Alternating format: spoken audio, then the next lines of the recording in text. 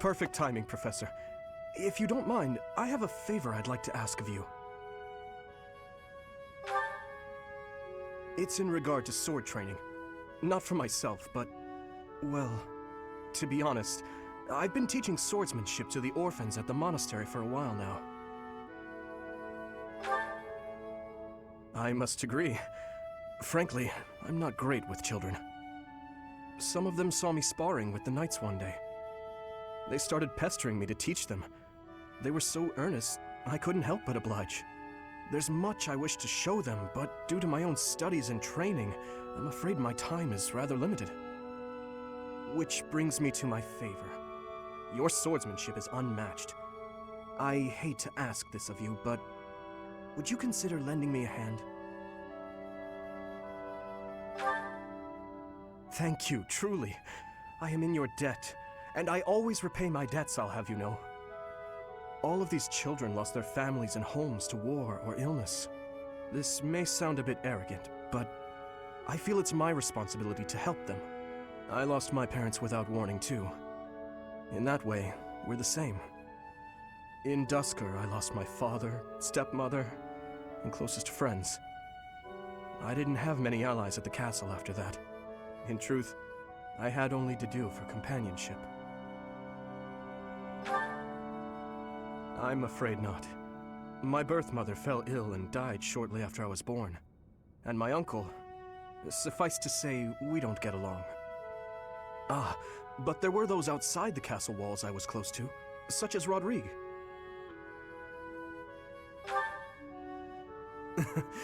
Pardon my rudeness. I meant Lord Rodrigue. He is my father's old companion, and the father of Felix. On the occasions he would visit the capital, he'd take me out hunting or on long horse rides.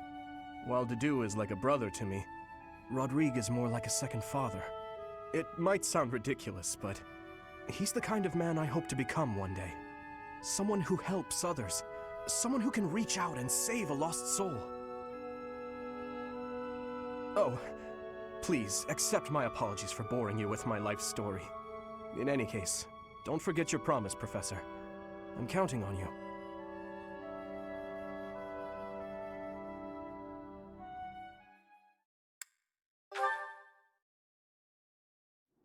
Thank you for your help the other day, Professor. Please, allow me to express my gratitude by taking you to dinner. Nonsense. Your guidance was magnificent. Just what I'd expect from a professor at this esteemed academy. I've studied swordsmanship for some time, but your mercenary skills are something else entirely. Speaking of which, there's another question I must ask you. Were you reconciled with the reality of battle from your first foray?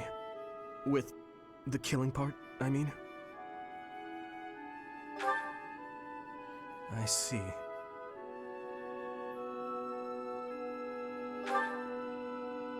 No. I do not carry that burden well. I doubt that will change, no matter how many years come and go. The first time I led on the battlefield, I was sent to quell a rebellion in the west. It was not a difficult fight. The enemy was not well trained, and their morale was low. A swing of the lance, and your opponent falls. A flash of your blade, and a path opens up. That's the sort of battle it was. Easy, right? That's one way to look at it. The leader of the rebel army was defeated, and the rebellion quelled. This was at the height of the post-war period. I recall coming across a dead soldier's body. He was clutching a locket, and inside was a lock of golden hair. I don't know to whom it belonged. His wife? His daughter? Mother? Lover? I'll never know. He was a soldier, an enemy. Someone we had cut down without hesitation. But in that moment, I realized he was also a real person, just like the rest of us. Of course, we cannot stand idly by and allow anyone to commit senseless acts of violence. Yet, in dispensing what we call justice, we take the lives of cherished family members. Beloved friends. Killing is part of the job, but even so, there are times when I'm chilled to the bone by the depravity of my own actions. Is it? Perhaps you're right. I pray that you are. Professor, may I speak freely? When we first met, I thought of you as someone who felt no strong feelings about killing your enemies. I could never trust someone who kills without batting an eye. My heart won't allow it. But after speaking with you and getting to know you better, I can see you're not like that. Now I know, with all my heart, that I can trust you. Thank you for that.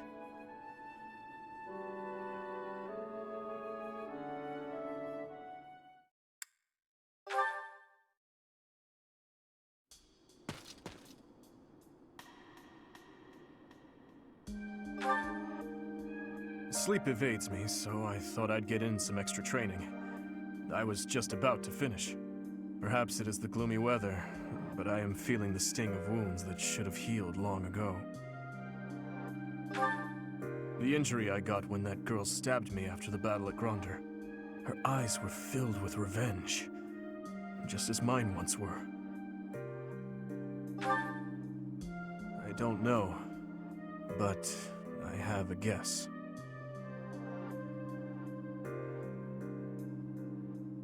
Ah, I suppose I haven't told you about that yet. I was attacked inside the monastery the other day. It caused quite the uproar. The ones who attacked me were some of the youths we taught swordsmanship to once upon a time. Of course, I could capture the lot of them with my eyes closed. It seems they were raised by a group of thieves we put down 5 years ago. I heard Lady Rhea took custody of them, claiming that the children were innocent. I have taken so many lives, and with each one I face hatred. During the last 5 years especially. My life was not so different from that of a wild beast. And that young girl's brother. At some point I must have... That is why I thought it only natural that someone would retaliate someday. Because I hated, because I stole, and because I killed. But with those children, it's different. We drew our blades with the best of intentions, only to hurt them in the end. I suppose this is yet another thing we will just have to live with. Yes. As one who chose to fight, it is my responsibility to confront this anguish and the true nature of war, until the day my life comes to an end. Perhaps. You know, Professor, there's something that I only recently realized. I never knew it could be so comforting to have someone standing by my side.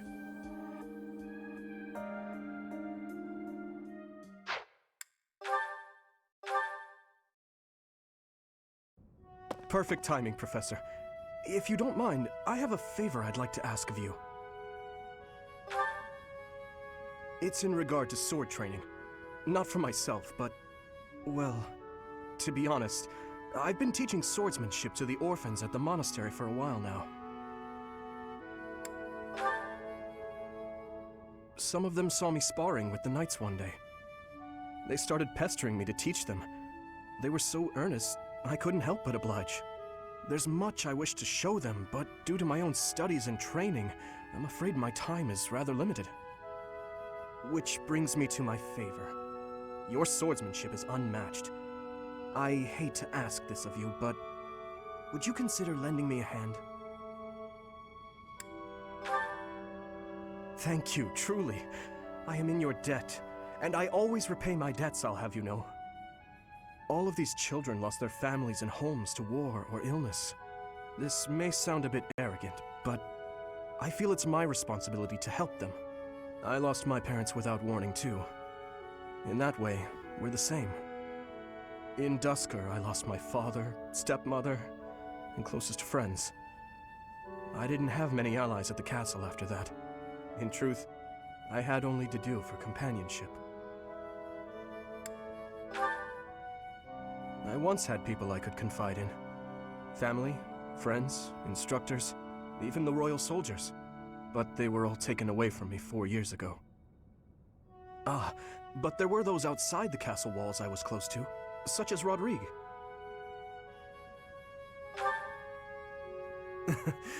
Pardon my rudeness. I meant Lord Rodrigue. He is my father's old companion, and the father of Felix. On the occasions he would visit the capital, he'd take me out hunting or on long horse rides. While Dedue is like a brother to me, Rodrigue is more like a second father. It might sound ridiculous, but he's the kind of man I hope to become one day. Someone who helps others. Someone who can reach out and save a lost soul. Oh, please accept my apologies for boring you with my life story. In any case, don't forget your promise, Professor. I'm counting on you.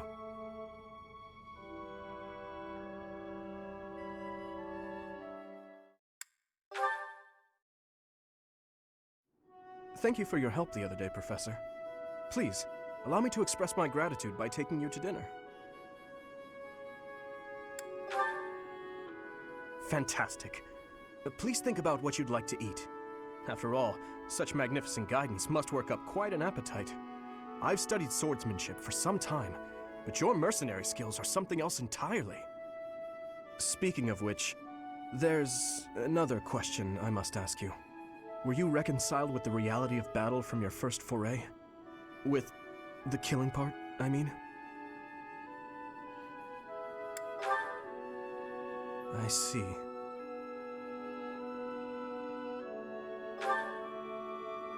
No. I do not carry that burden well. I doubt that will change, no matter how many years come and go. The first time I led on the battlefield, I was sent to quell a rebellion in the west. It was not a difficult fight. The enemy was not well trained, and their morale was low.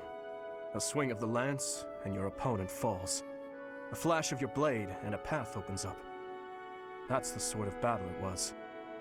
Easy, right? The noble family from that area sought to seize the throne after my father's untimely death. The leader of the rebel army was defeated, and the rebellion quelled. This was at the height of the post-war period. I recall coming across a dead soldier's body. He was clutching a locket, and inside was a lock of golden hair. I don't know to whom it belonged. His wife? His daughter? Mother? Lover? I'll never know. He was a soldier, an enemy, someone we had cut down without hesitation. But in that moment, I realized he was also a real person, just like the rest of us. Of course, we cannot stand idly by and allow anyone to commit senseless acts of violence. Yet, in dispensing what we call justice, we take the lives of cherished family members, beloved friends. Killing is part of the job, but even so, there are times when I'm chilled to the bone by the depravity of my own actions.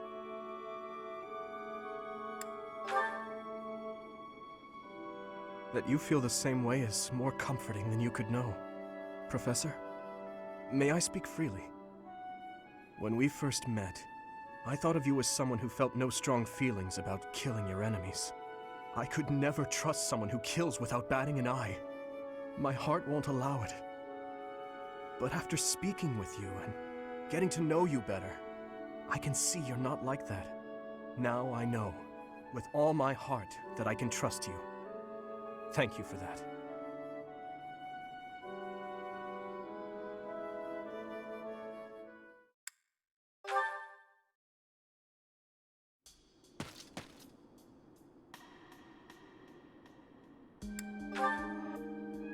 Indeed, but I was thinking about ending it here. Perhaps it is the gloomy weather, but I am feeling the sting of wounds that should have healed long ago. The injury I got when that girl stabbed me after the battle at Gronder. Her eyes were filled with revenge, just as mine once were. I don't know, but I have a guess.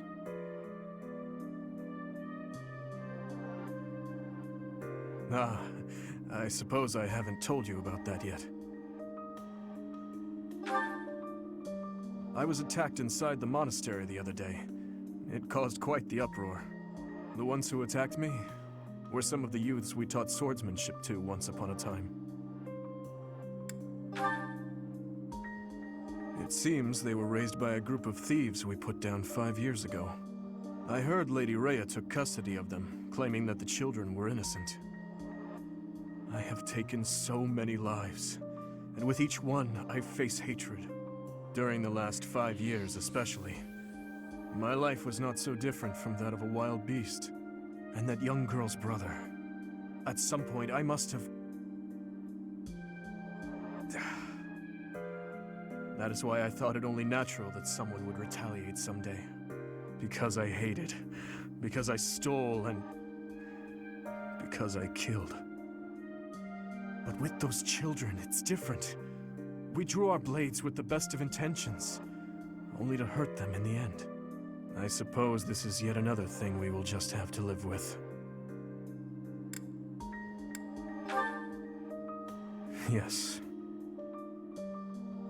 As one who chose to fight, it is my responsibility to confront this anguish and the true nature of war, until the day my life comes to an end. Thank you. You know, Professor, there is something that I only recently realized. I never knew it could be so comforting to have someone standing by my side.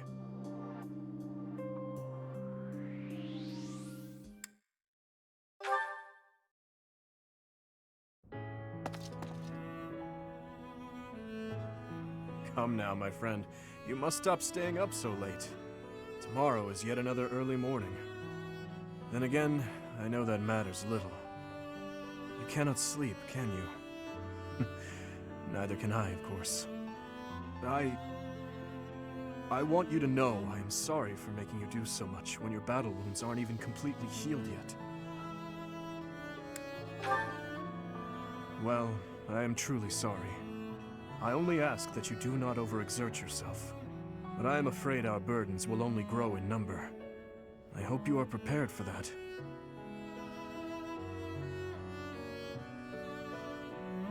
It is a lovely night, is it not? How many years has it been since I was kept awake by hopes for the future, rather than by nightmares of the past? I have had the same nightmare for 9 long years. A nightmare in which I am constantly tormented by those who have died. They ask me why I have not avenged them, why I got to live, yet they had to die. No matter how many corpses I piled up for them, in the end, their voices only grew louder. Voices loathing me, calling out to me. Their inescapable death cries ringing in my ears, clinging to my soul. Even now, I can always hear them. I am certain I will be hearing them until the day I die. But I will not cover my ears. I will go on living, and their voices will serve as a warning. As a king, and as a wretch who claimed countless lives. I will build a kingdom where the people can live in peace. I am sure she would laugh and call such talk foolish. But I wish to change this world in my own way. Well, Your Grace, things will be busy from now on. Our first order of business is tomorrow's coronation. Once a professor and student, now an archbishop and a king. How very far we have come.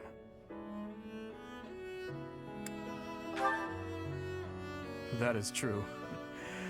To me, you will always be the one who guided me so kindly. My ally through all. My beloved... Yes, my beloved.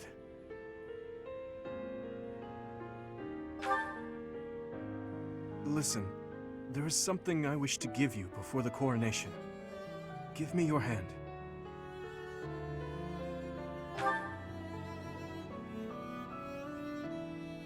Please, I beg of you, say something. If you do not wish to accept it, please, just tell me. If so, I will face the truth and walk away.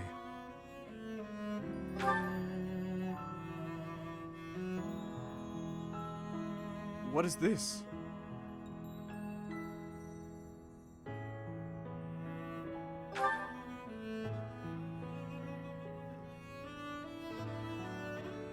Yes, I see. Right. In that case, let us exchange them, shall we? Your hands. Now that I hold them within my own, I see how small and fragile they are. These hands that have saved me countless times. Thank you, my beloved. Your kind, warm hands. May they cling to my own forevermore.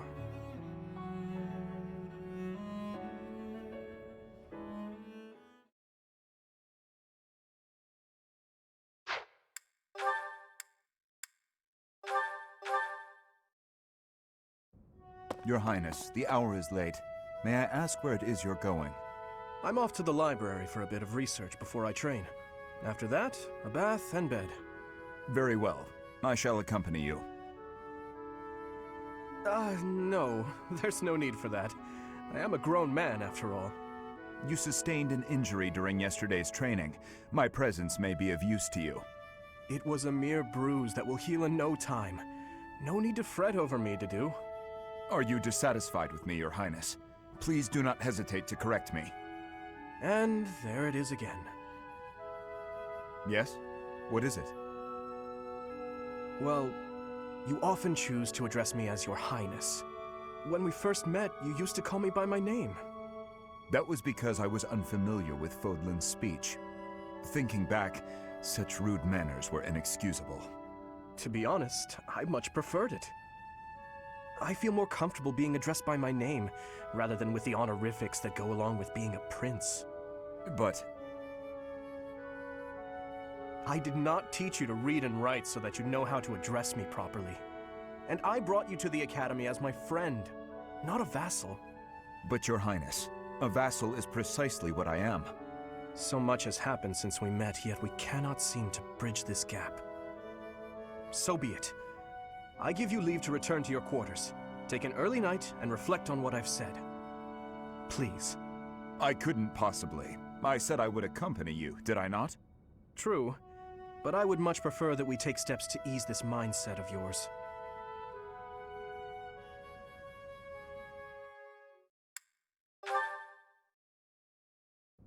He's always with that man from Duscur.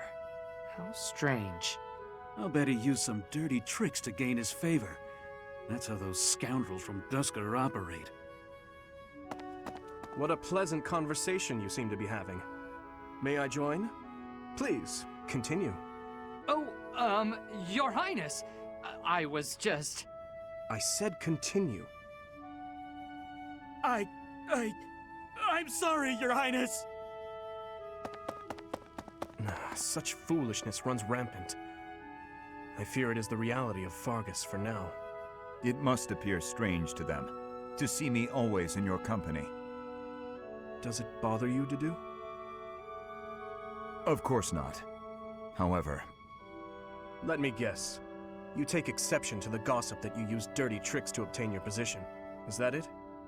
That does perturb me, but not for my own sake. I am concerned about your Highness's reputation. We're not talking about my feelings, but yours. As far as I'm concerned, those fools can talk nonsense until their tongues fall out. I am afraid I cannot agree. But if you were not concerned for your honor in this instance, then why did you intervene? Because it is my duty to do so. The day my father was killed, I saw the swine who did it. They were not of Duscur. I saw that, knew it beyond a doubt, and yet I was unable to prevent the massacre that followed. Nor could I clear away the dishonor of regicide that has unjustly clung to you and your people. I will not rest until I make up for that. I owe you, just as I owe the spirits of those I let die. I do consider Fargus to be abhorrent, but you are an exception. You offered me your hand, and pulled me out from an abyss of suffering and death. You risked your life to save a foreigner you had never met. The moment you extended your hand, I decided that only for your sake would I live the remainder of my life, and I would cast it aside in an instant if my death were to your benefit. For that reason, I cannot consider myself your friend. There are still many in the kingdom who despise the people of Duscur. It would be selfish of me to stand by your side as an equal, Dedue. Your Highness? Do you really believe I care one bit about the chatter of the ignorant? Of course not. Please forgive my impudence. I understand the intention of your words. Still, they grieve me. If you wish it so, you may continue to think of yourself as my vassal. I clearly cannot stop you. We need not be anything more or anything less. If that is what you wish to do, so be it. Your Highness.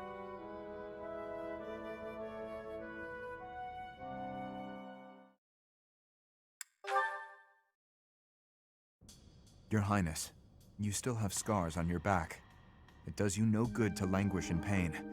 I will procure some medicine. No, it is fine. Though they are still deep, these are from 9 years ago. They do not hurt any longer. Besides, it would be a shame if the scars I got from protecting you were to fade. I bear these scars proudly. It makes me think that it was worthwhile that someone like me survived. To hear you say such things.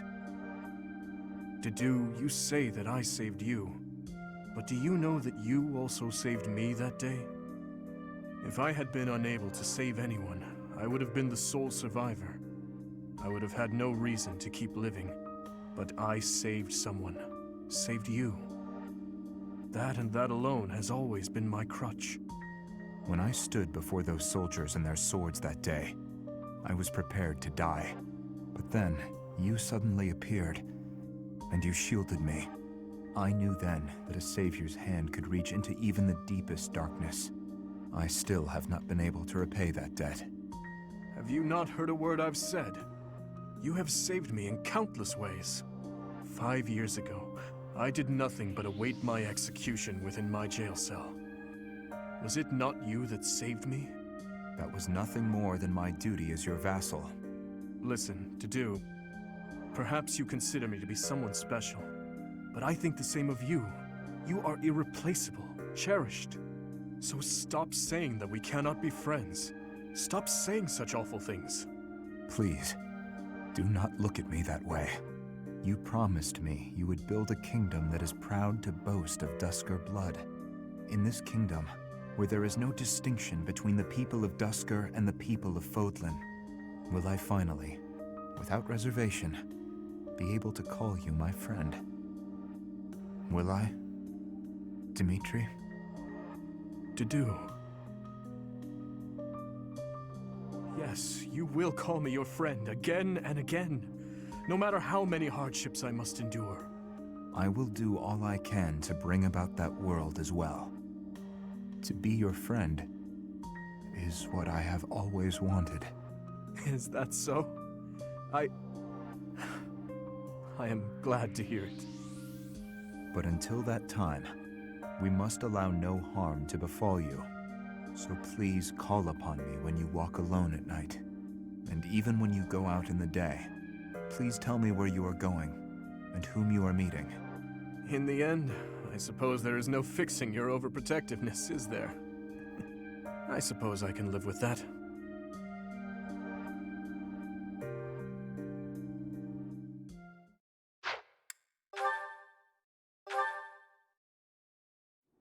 Hello, Felix. I see you're here to train as well. Go away. Just looking at your face makes me want to retch. With that mouth of yours, you grow more like your brother every day. Shut up. And stop walking around on your hind legs. You're not fooling me. I cannot fathom why you seem to hate me so. Because I know what you really are.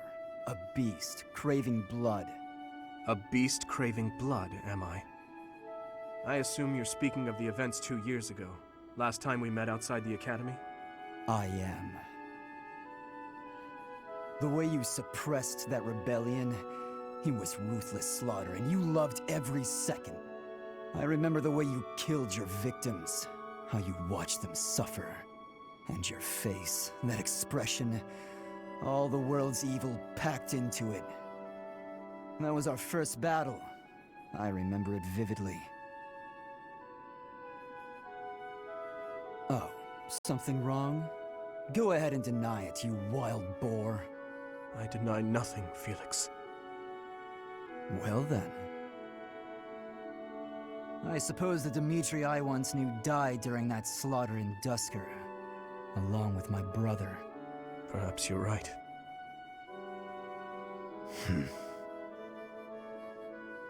Hurry up and get out of my sight. I don't make a habit of talking to beasts.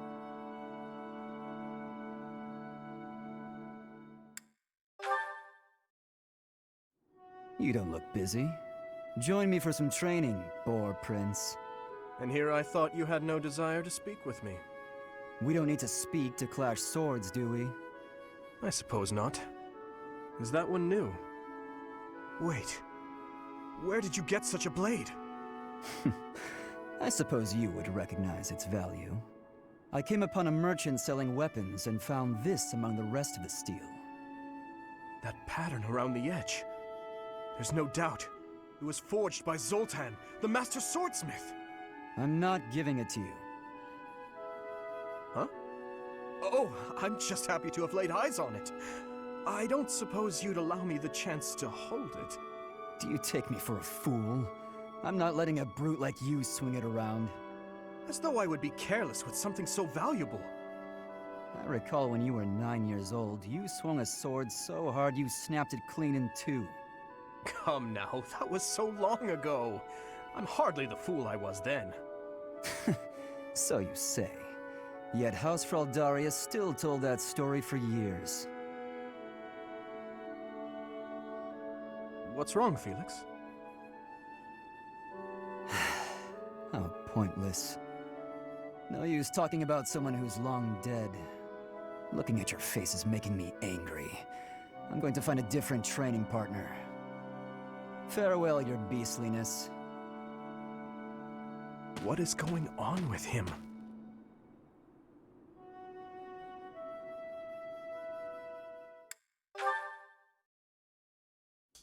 I have a question for you.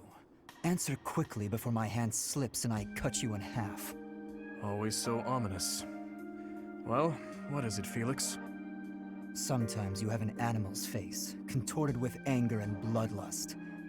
At other times, a man's with a friendly smile. Which is your true face? Do not waste your breath on questions with such obvious answers. They are both the real me. My father, my friends, Glenn. They all meant a great deal to me. And they were all brutally slaughtered. I alone survived. If I do not shoulder the anguish and regret they must have felt, who will? So that's how you justify your atrocities. What do you mean? I will fulfill my duty to the late king. My old man used to say that over and over like a mantra. How nauseating. No one seems to understand. The dead won't acknowledge your loyalty. They don't care. What a load of bunk it is, pretending to serve a corpse. You're serving your own ego. You are wrong. No, I'm not. The dead are dead. The living are living.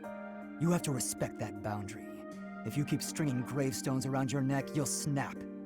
Even still, I cannot forget them, nor can I let them go. Then keep those thoughts to yourself. If you're too weak to do that, abandon your throne. Become a gravekeeper. Felix. I'm not immune to emotion, you know. Far from it. I haven't gone a day without questioning why my father and brother had to die, while I survived. I'll bear this pain until the day I die, but I refuse to wallow in it. I have more important things to do than blubber for my whole life.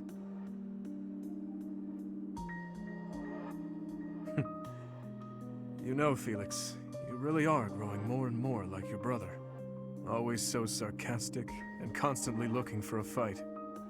But deep inside, more than anyone, you... What are you getting at? Oh, it's nothing. But allow me to thank you. Your perspective has opened my eyes. Not my intention. I couldn't stand the pathetic look on your face, that's all. I see. If you say so, then we will leave it at that.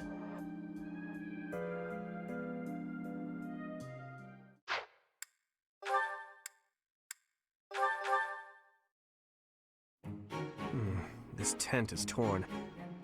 Can you please fix this one first, Ashe? Absolutely. Sorry. I should probably take care of it myself, but we'd be here until sundown if I... No problem at all. I've had lots of practice with things like this. Happy to help however I can. Oh. Well, thanks. Actually, I'll fetch you something to make the job less of a burden. You like sweet things, right? Well, yes. Sorry, no. I can't ask you to do that. Ashe, I've told you, there's no need to act like that. I can't have someone from the royal family running errands for me. It doesn't feel right. Lenato would be furious with me, I'm sure. If Lord Lenato says something to you, I'll write him a letter of protest. I really don't mind, so you needn't worry about that. And while I'm being candid, I'd prefer it if you didn't speak so formally to me. I know, but to commoners like me, you're royalty. Regular folks normally only lay eyes on someone like you once or twice in their whole lives. I understand, I really do. When I ascend the throne, perhaps I should do a tour of each city. What? No, that's not what I meant. I'm at a loss. I wish to make things better, but I seem to only upset you more and more. That is certainly not my intention. Perhaps I should leave you be and take care of our shopping. Please, I promise I'll go myself just as soon as I've finished with the tent. Ashe, enough! Okay. I've a question. Answer me this. I don't normally eat sweets. So what would you recommend? Oh, well, if price isn't a concern for you, then you should go for the sugar candies. The ones they make in town are really delightful. Oh, Your Highness, please, you mustn't. Got it. Sugar candies it is.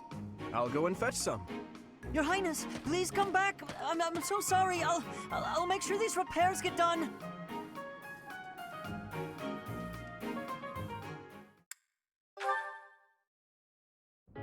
Your Highness, sorry, I mean Dimitri.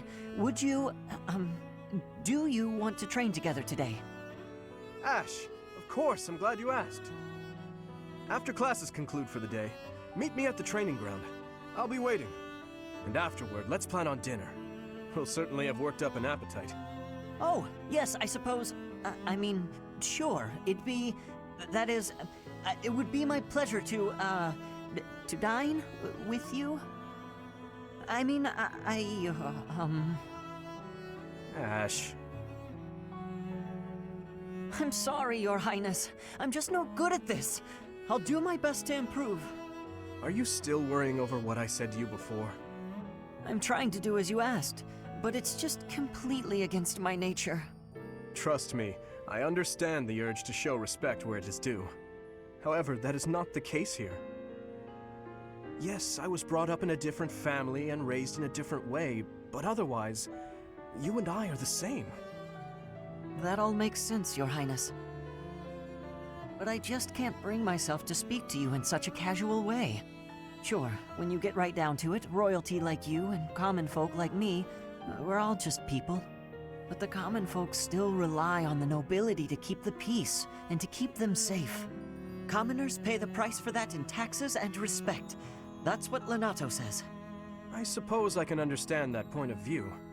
But the flaw in your logic is that I am not king just yet. But that's not all there is to it. I also respect you as a person.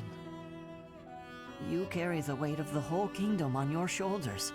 You're a faultless warrior, and you're always so kind to your allies, even me. On all accounts, I can say the same of you. But you also have a strong heart. I can't say that about myself. No matter the circumstance, you are never drawn toward darkness. That mindset of yours has done me well on countless occasions. Well, I do my best. So I guess mutual respect between us is what's really the most appropriate. Precisely.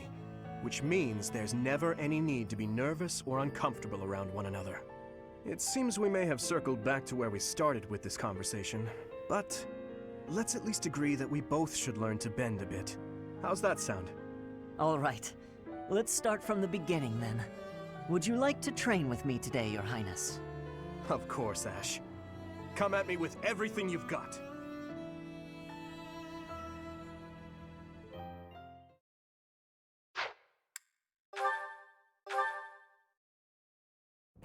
I'd better avoid the training grounds. I swear His Highness never sleeps. You're out late, Sylvain.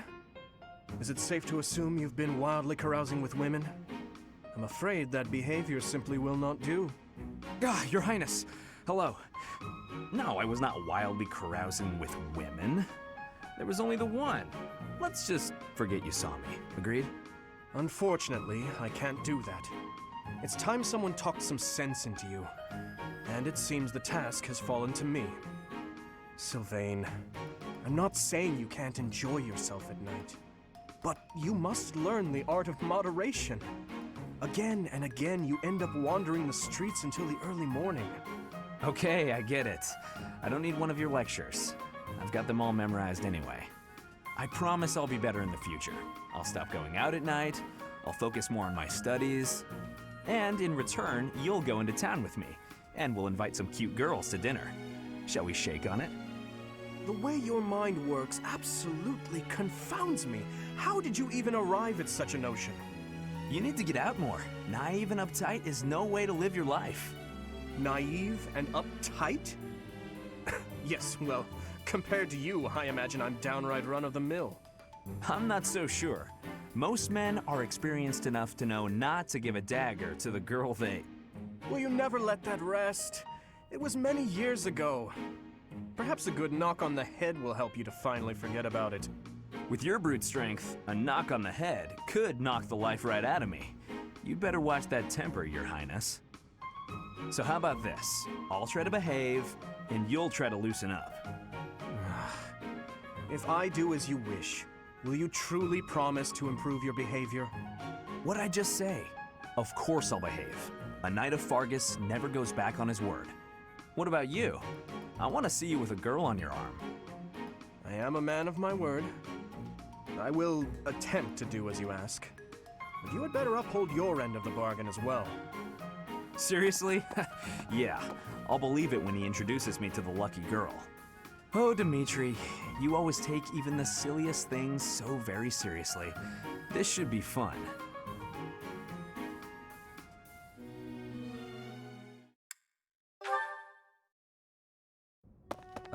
Your Highness? Why are you in my room? Sorry, I need to hide in here, just for a while. I'll have you know this is all your fault. Hide? From who? It's, a girl from the academy. I'm sorry, it's a what? This is all because of your insistence that I go and ask a girl out. You didn't give her a dagger, did you? Is that why you're hiding? Does she have a dagger, Dimitri? Look, you kept true to your promise to improve your behavior. So I felt it was only right to make good on my side of the bargain, too. You invited a girl to dinner, and now she's chasing you around. What's the big deal? Unless... Did you use one of my pickup lines? Those words are dangerous in the wrong hands. With me, people know a line's a line and I'm joking. But you, nobody's ever accused you of being funny. I clearly underestimated the difficulty of the task. But what do I do now? Relax, Your Highness. Relax. I'll sort this whole thing out real easy. All we have to do is figure out how to make this girl lose interest in you. And making girls lose interest is what I'm best at. You just wait right there, and I'll fix everything. It was my naivete that brought this about. I cannot place this immense burden on your shoulders. This is no job for an amateur. You need a professional's help. Trying to do everything yourself has never served you so well, so just leave this to the master. Even the dagger incident could have been avoided if you had just talked with me beforehand. There wasn't time for consultation. I only learned she was leaving on the day of her departure. Whatever you say. The point is, you need to learn to rely on me for these types of things in the future. For now, I got this. And if I ever need help with something you know how to help with, then maybe you can do the same for me. Sylvain. Very well. When that time comes, I promise to help you as best I can. A Knight of Fargus never goes back on his word. Isn't that right? You're a good man, Sylvain. I'm sorry to do this to you. Best of luck. Please, Your Highness. I've spent years honing my skills for just this situation. Watch and learn.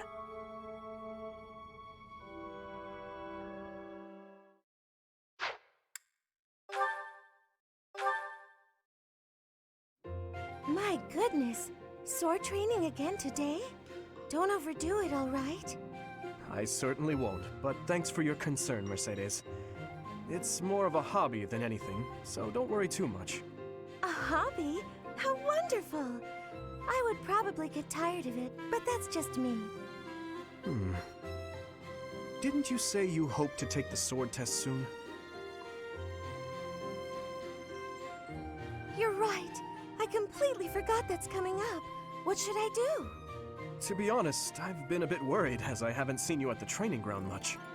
Why didn't you say something sooner if you were so worried about me? It didn't occur to me that you could have forgotten. But you're right.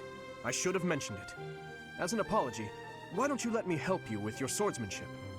You would do that for me? I'd really appreciate your help. Okay, but keep in mind that since we're short on time, we may have to overdo it a little. I don't like to overdo it, but if we must, I'll try my best. It's settled. Let's begin. Don't tell me you've forgotten how to hold a sword. We have our work cut out for us. I usually just hold the sword without thinking about my grip, you know? Let's see what happens now that you've shown me the proper way to handle it. I was nervous at first, but just look at me now. Yeah! Well, I didn't realize offering to help you would mean risking my life. I'm so sorry. I don't know what happened. I just meant to swing the sword. I didn't think it would go flying like that. I'm impressed with how quickly you can dodge. Yes, I know you didn't intend to murder me, though that scare likely took years off my life. Maybe I'm not cut out for this whole sword fighting thing. Nonsense. It's far too early to give up. The first time I picked up a sword, I was much like you. It's true that different people are better suited to different things. But if you keep at it and refuse to give up, you're certain to improve. Do you really think so? Thank you, Dimitri. It's very kind of you to... Oh! There's a rip in your cuff, Dimitri. How do you think... It seems I didn't dodge your sword fast enough. Don't worry, I can easily repair it. I'm the one who tore it, so I'll be the one who mends it. How does that sound? No, please don't worry yourself over it. Just focus on your exam.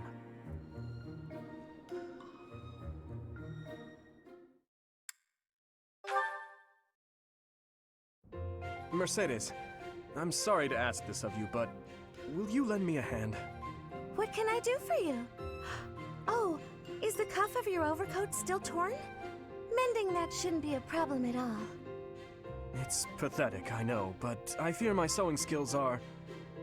Well, as you can see, they're just about non-existent. Goodness, you must have been concerned when I tore your cuff. Ah, well... That is to say... Would you please teach me to sew? I hear you're rather amazing at it. Of course I'll teach you. Don't look so heartbroken. You will? Thank you. Oh, I owe you for this. I'll go get my sewing kit. You wait here. I'm so sorry, Dimitri. I've never seen, well, it's just a bit... No need to dance around the issue. You're fed up with my clumsy efforts, aren't you? I thought you might end up bending some needles if you tried mending this on your own, but... How did you manage to break a pair of scissors? I'm so sorry, really. I try to be careful, but with delicate work like this, I just can't seem to manage. There's no need to apologize, but you must have been uncomfortable making your way here with this tear. My inability to control my own strength is humiliating. Of course I'm useless at needlework. No giving up on yourself. You just have to practice, that's all. No matter how difficult something is, if you keep at it and don't give up, then you're sure to improve. Isn't that what you told me? Right you are. To give in to despair isn't like me. Thank you for the reminder. Okay, I'm ready to give it another go. Great! I'm glad to hear it. First things first, let's make sure the needle is actually threaded this time. No! I bent another one.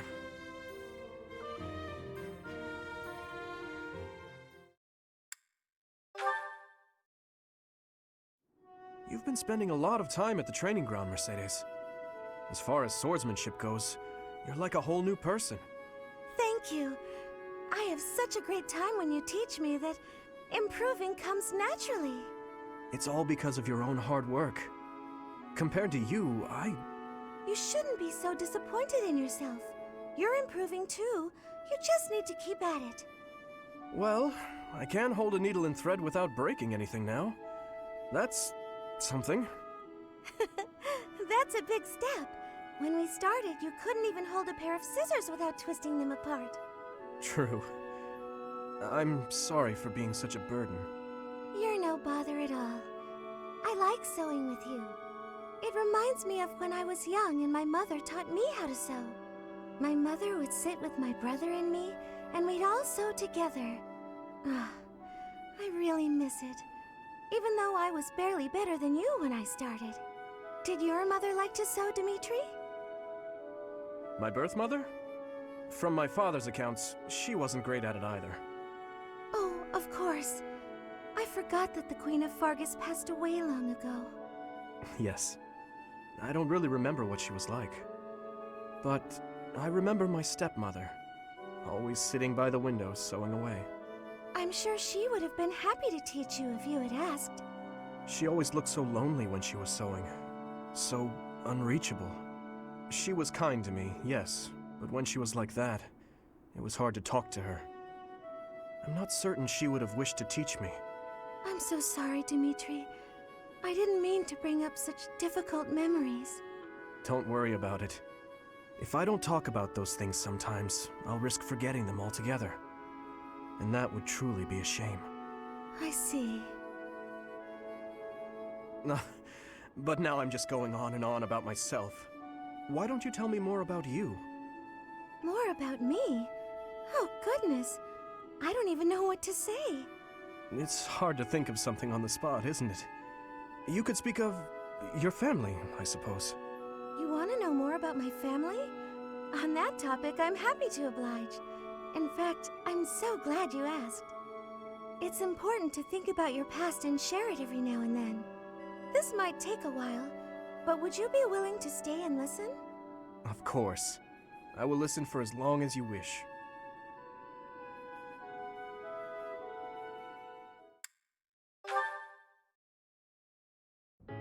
Good evening, Dimitri. Have you come to pray? Something like that. And you? Oh yes, that's why I'm here. I love how calm and peaceful the cathedral is this late at night. It really is.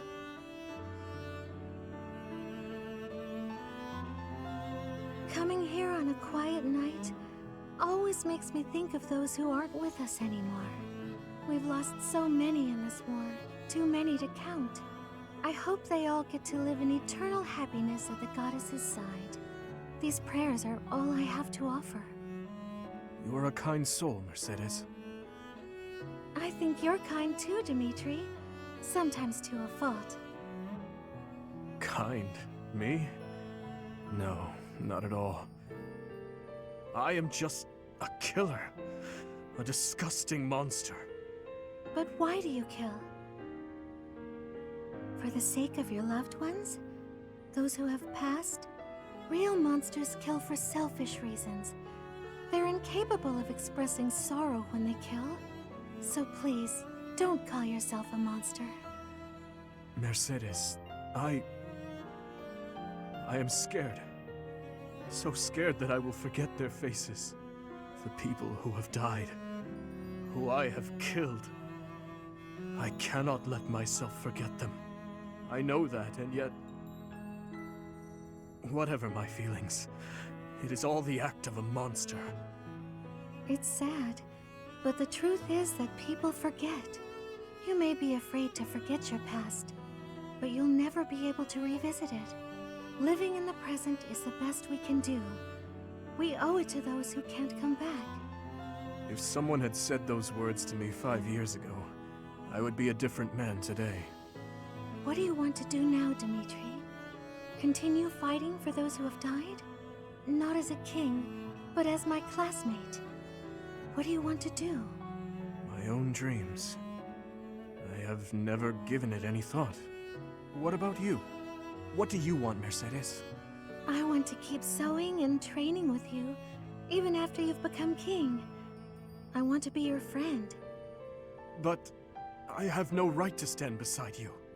Please, I can't hear any more of this self-deprecation. I just want to be by your side. Is that so much to ask?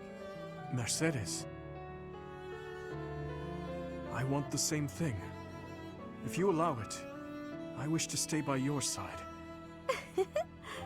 I'm glad I'm not the only one who feels that way. Let's spend a little more time here together, just the two of us.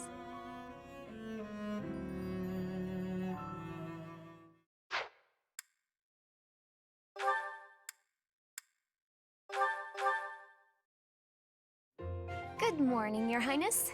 Getting in some early training, huh? Oh, it's not too terribly early. And what about you? Oh, I'm just going for my morning walk. Hey, maybe you'd like to join me. It's a great way to start the day. Morning walk? Funny. Gustav always kept the same habit. You really do remind me of your father, Annette. I hear that a lot. Father was always busy with work, so he wasn't around much. But when he was home, he'd often take me with him for his walks. Annette, something's been weighing on me. Something I've done terribly wrong. Your father, he worked tirelessly. I don't know if I ever saw him take a rest. I feel as though, in a way, we stole him from you. I'll admit it was a bit lonely growing up. But I understand. Father loved his work. No one ever doubted that. Actually, I've been thinking recently that I'd like to talk to you more, Your Highness. Oh? Any reason in particular? Father was a man of few words, both with myself and my mother. But sometimes he would tell me about you. So, you don't really feel like a stranger to me. In a way, it's like I've known you for a long time. Almost as though you're my big brother. Your big brother? Oh, I'm so sorry. I don't know why I let that slip out. That was rude of me. No, nonsense. I promise you, I don't mind at all. It's certain that my days would have been filled with more fun if I'd had a little sister like you. What kind of things did Gustav tell you about me? I'd love to hear more on this topic. Do you really want to know? Well, for one, he used to tell this story about when you were a child and... You know what? Never mind. I have a bad feeling about where this is going. How about you forget we had this talk altogether, and don't mention it to anyone?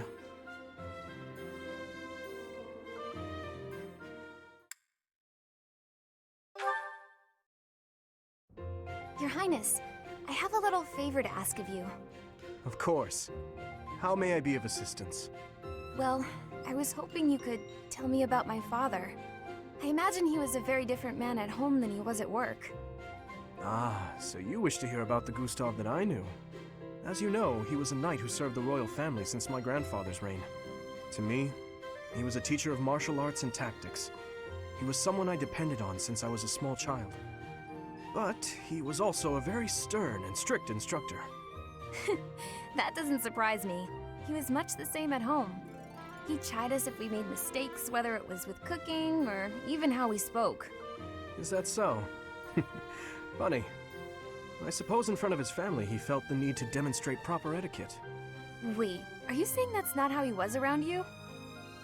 Even all these years later, there's something I recall with perfect clarity. It happened in the autumn of my 11th year.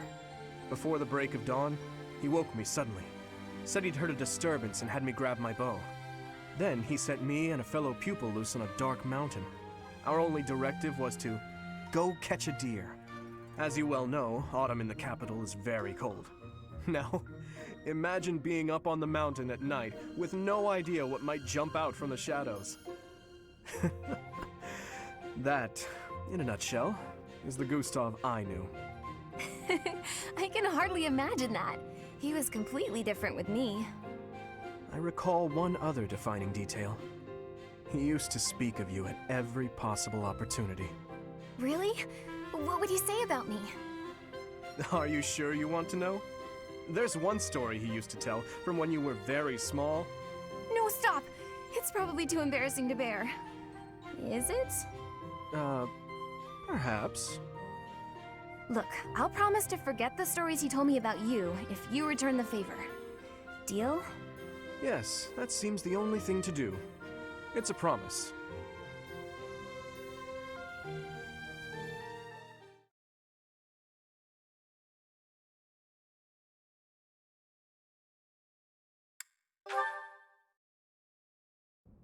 Your Highness, I have one more favor to ask. Is this about Gustav again? I have plenty more stories about him, but perhaps it is time for you to speak with him yourself. Oh, it's not about Father this time. This time I wanted to ask about you. About me? I mean, I heard all about Father last time, but I didn't ask about you. Ah, well, I'm afraid there is not much of interest for me to tell you. Oh, it doesn't have to be funny or interesting. That's not why I'm asking. It's just that I thought I already knew you, but I'm not sure I really do. That day when we were reunited at the monastery, I didn't know what to say to you. So I wanted to prepare some of your favorite food. I thought maybe if you ate something that you liked, you'd cheer up a little. But when I got to the kitchen, I realized I didn't even know what you like to eat. I see. Well, it's a little hard to say what my favorite is. I just don't really have any strong feelings about food. That said, you're pretty keen on sweet things, right, Annette? Yes, that's right. I'm at my happiest when I'm digging into a sweet treat.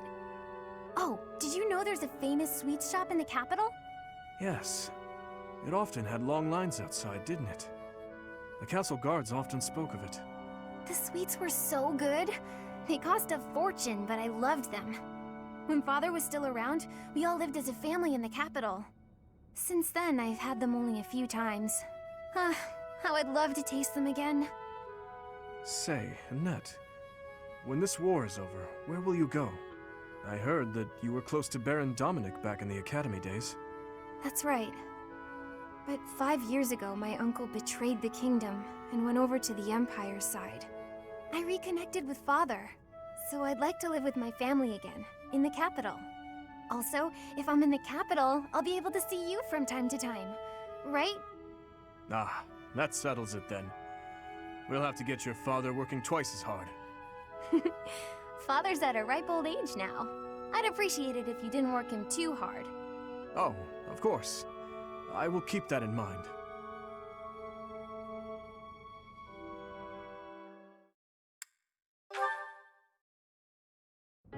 Your Highness, thank you for everything. This is sudden. Why so formal? You are not about to tell me you intend to leave the army, are you? Oh no, it's not that. I just had the chance to return to the capital on military business. It had really been a long time. Life's pretty hard there right now, but its old vitality seems to be returning bit by bit. If it wasn't for you, I'm sure things wouldn't be looking so promising. So... Come now, no need to exaggerate. Do not forget that I abandoned them and fled once as well. You had no choice. If you had remained in the capital, you would have been killed. If you keep thinking so dark and gloomy, you're gonna end up looking just like Father. Annette, you probably do not realize, but over those 5 years, I took many lives. I slaughtered generals and officials alike with brutality you would scarcely think a human was capable of. And as I have intensified my fight with the Empire, how many people have fallen in the capital? My hands are already dripping with blood. I cannot be forgiven. You really are a lot more like Father than I am. Before Father left us, he used to say similar things. I don't want you to end up like him. So, I've been thinking. When this war is over, I was wondering whether I could help you with your work. Of course, I don't know how much I'd be able to support a king. What are you saying? If I leave you to your own devices, you'll forget how to laugh. We can't have that. You won't be able to do what you have to do with such a miserable look on your face. So, if you'll have me, I'd like to stay by your side. If you're sad or suffering, I'll just starve you until you muster a smile. Starve me? Hey, you weren't supposed to laugh at that part. I thought a lot about this. Sorry, I could not help myself. Certainly with you around, I will not have any cause to frown. By all means, join me, Annette. And never lose that sweet smile of yours. Yes, I promise.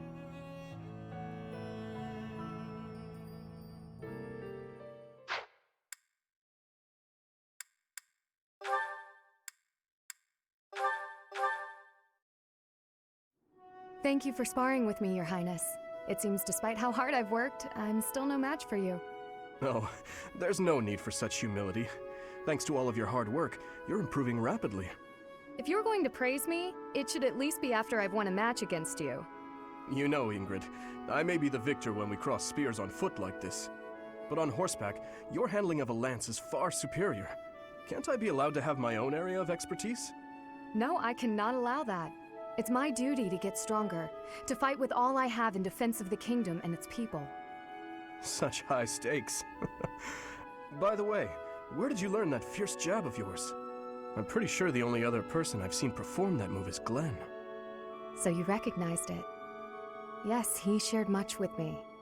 I thought as much. I never imagined I would be on the receiving end of one of his techniques again. Glenn and I once studied under the same instructor.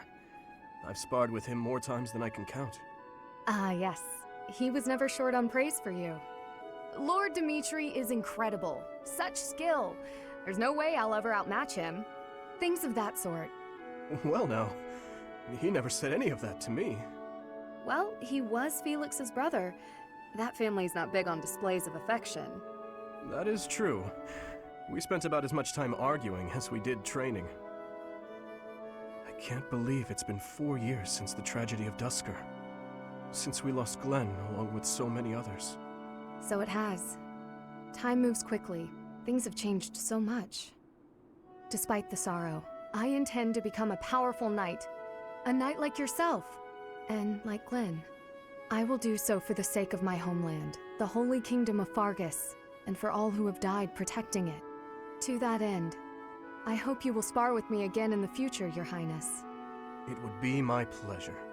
After all, I value our training sessions as much as you do.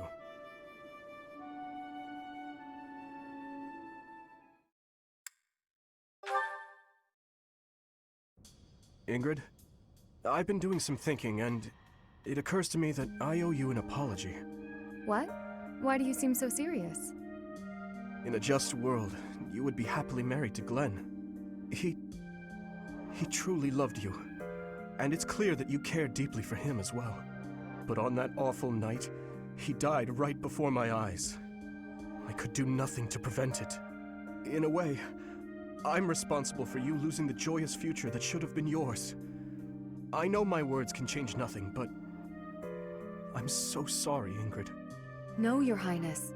There's no need to apologize. Glenn's death, it still doesn't feel real. I always looked up to Glenn. He was the very picture of a perfect knight, noble and virtuous. In the end, he laid down his life, the ultimate sacrifice. I feel proud of him in ways that words can't quantify. Proud? Truly? That's right. I feel proud that he died for those he was sworn to protect. Proud that he passed from this realm to the next as a perfect knight. Are you really trying to turn his needless death into an ideal to uphold? You and he are so alike. Needless death? How can you say that? Glenn gave his life for you, for everyone, and this is how you speak of his sacrifice? You weren't there. You didn't witness his last moments. If you had, you wouldn't feel that way. I don't care to hear your interpretation of his final moments. He was and will always be an ideal knight. You would do well to rethink that ideal, my friend. Pardon me? He served in your guard. He took great pride in what he did, in protecting you. The very least you can do is not spit on his memory. If you'll excuse me. What is the matter with me?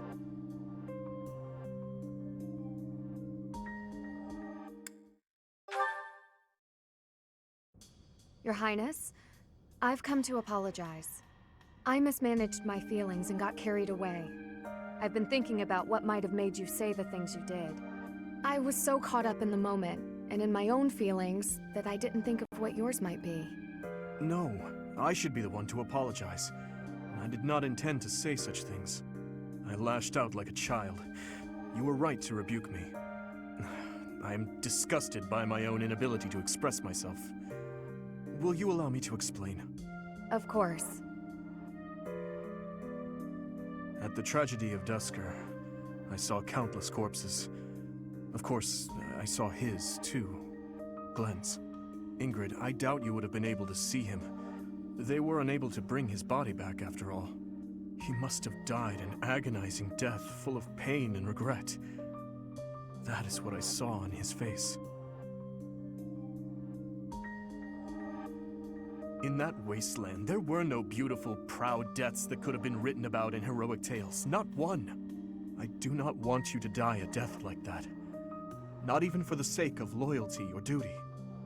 A king must at times order his soldiers and knights to fight and die on his behalf.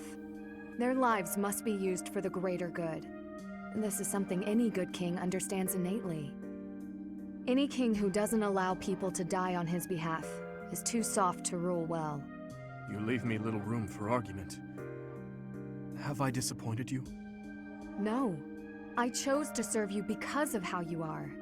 As your knight, I will stand by your side and uphold your soft-hearted ideals. What has changed, Ingrid? You were so obstinate the other day. I've realized that I haven't been facing a very important truth. Because of you, I can finally move on. Thank you.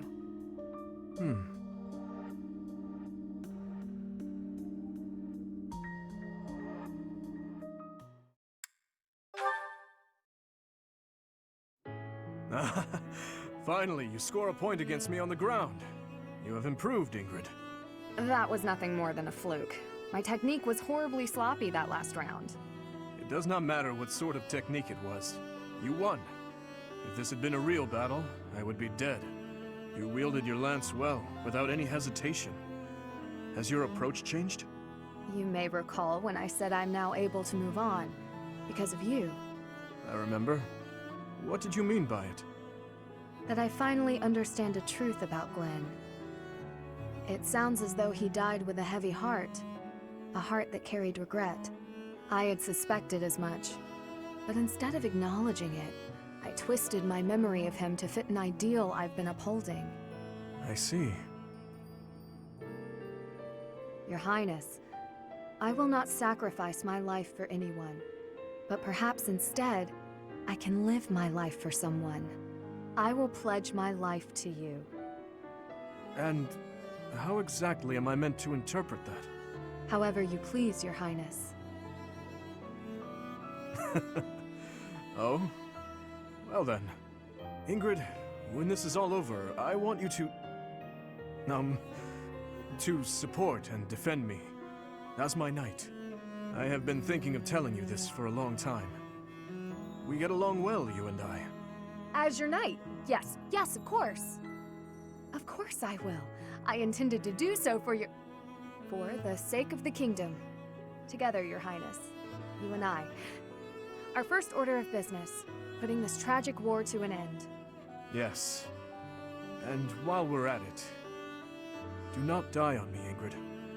Promise me that. Yes, Your Highness. I swear it on my lance.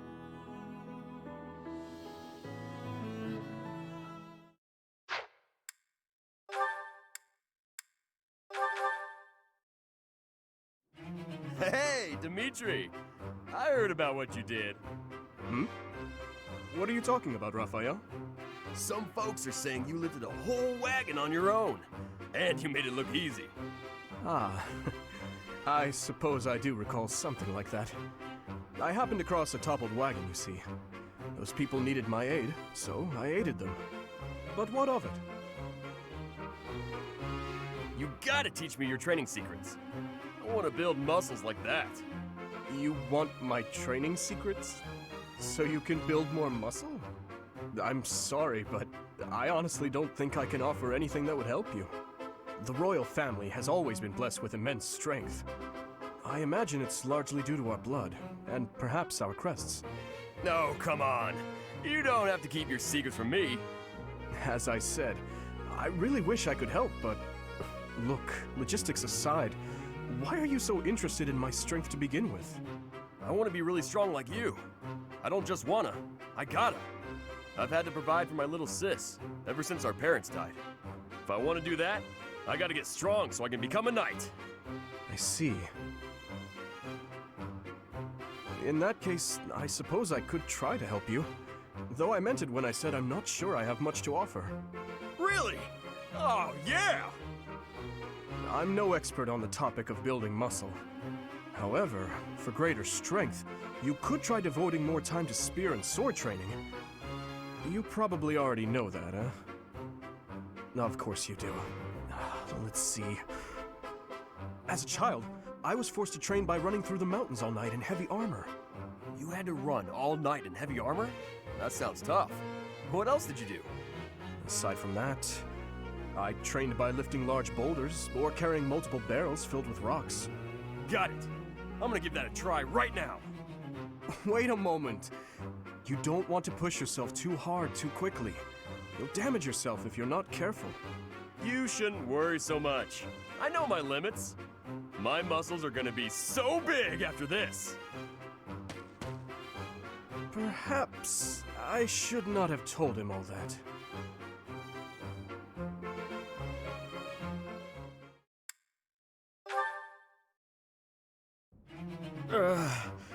Dimitri.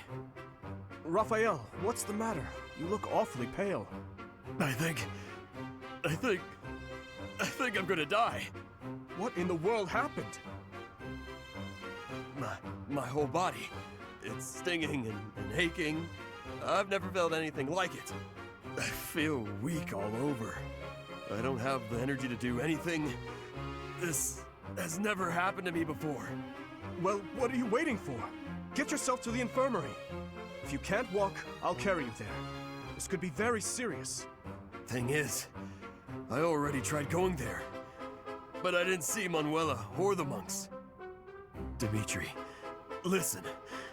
If anything happens to me, I need you to take care of my little sis. Steady yourself, Raphael.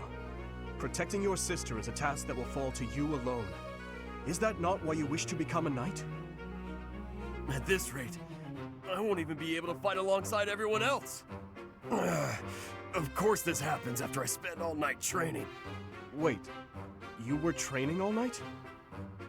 Raphael, tell me exactly what sort of training you did last night? Well, first I ran all across the mountains while carrying a gigantic boulder. Then I found a big log and lifted it a few hundred times. After that, I ran 50 laps around Garreg Mach wearing heavy armor. Then I tied a rope to a barrel full of rocks and swung it around for a while. Right. I believe I get the picture. And is this something you've been doing every night recently? I train every day, but yesterday, I decided to try out some new techniques. I took the ideas you gave me and used them to come up with a whole new regimen. I see. Raphael, listen to me very carefully. Your ailment is ordinary muscle pain. Muscle pain? I don't understand. After a training session like that, even my muscles would probably be aching. Didn't I tell you not to push yourself too hard? Wait. If this is muscle pain, does that mean I hurt my muscles? Well, you caused them to hurt, sure, but that doesn't mean... I can't believe I was so mean to my muscles. I need to make it up to them. I gotta go eat some food so my muscles can get the nutrition they need. And I can't waste any more time talking about it. Hold on, what happened to your muscle pain? And if you eat too much, you'll give yourself a stomachache. Uh-oh, he's headed straight for the stairs. I thought he could hardly walk with his muscles in that state. Ah! My muscles! Let this be a lesson to you, Raphael. There are times when even your muscles can betray you.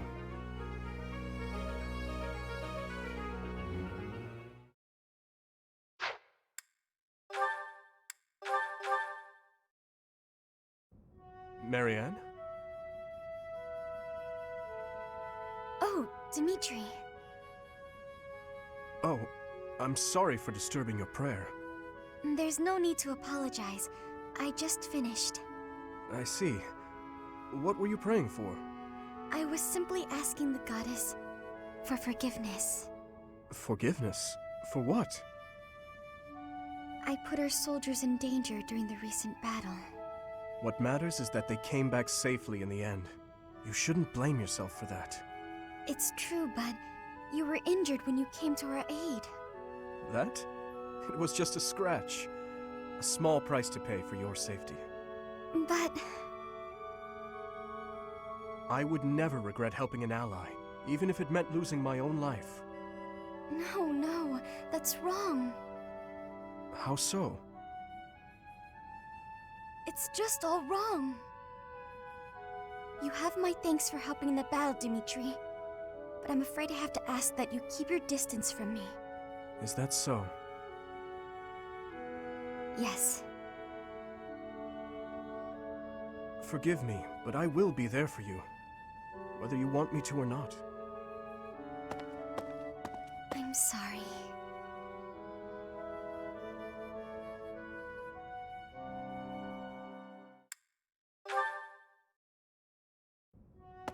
Marianne? Oh, yes? May I sit here? There isn't another open spot. You may. I'm sorry. I should have eaten in my quarters. I know you asked me to stay away from you. No, it's fine. About the other day, when you said you didn't regret risking your own life. I apologize for whatever foolish thing I said to upset you, truly. But may I ask what happened? It's just... there is only misfortune for anyone who comes near me. Misfortune? I'm afraid so. Especially those with complete disregard for their own safety. Ah, so I didn't offend you. You're trying to tell me I should be more concerned for my own safety. Well, I suppose I could improve in that regard. As for you causing misfortune, I think that's far from the truth. In fact, I find you to be a lucky charm of sorts. Me? Lucky? I'm sorry, but I don't agree with that at all. My entire life up until this point has been nothing but a string of unfortunate events. But misfortune finds us all. Perhaps those around you have suffered or even perished, but look at you. You're still here, alive and well. That's... It doesn't feel good, does it? To be the one left behind? You feel guilt for not dying along with the others. How did you know? You and I are the same. Maybe you should fear being cursed with misfortune for coming near me.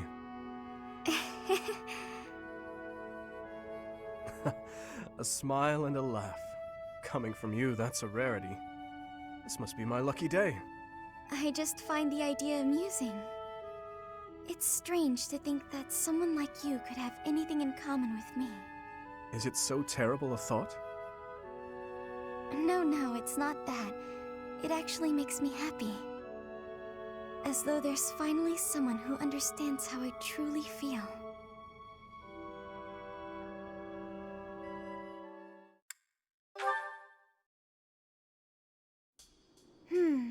Spared again. So it would seem. I told you that you were extraordinarily lucky. Sometimes I think that must be true. But why me?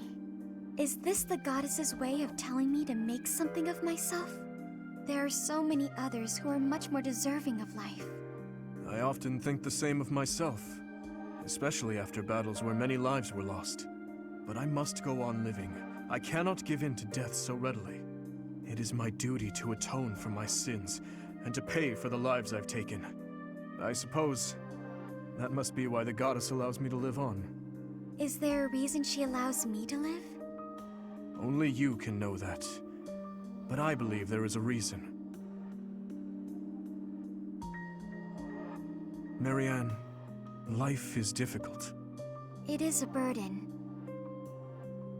It feels terrible to continue standing when so many others had to fall. If that is so, then carry on as you are. There is no need for you to force yourself to smile as your soul bleeds. But please, whatever you do, do not give up on yourself or your precious life. What do you mean? If you were to die, I would be devastated. You never have been easy to read. Is that so? Everyone says that I need to cheer up. But you may be the first person to tell me not to. Your life must also be difficult for you to understand my position. So it is. I often feel I am not strong enough to live it. I think our difficulties have brought us closer together. Do you? Absolutely.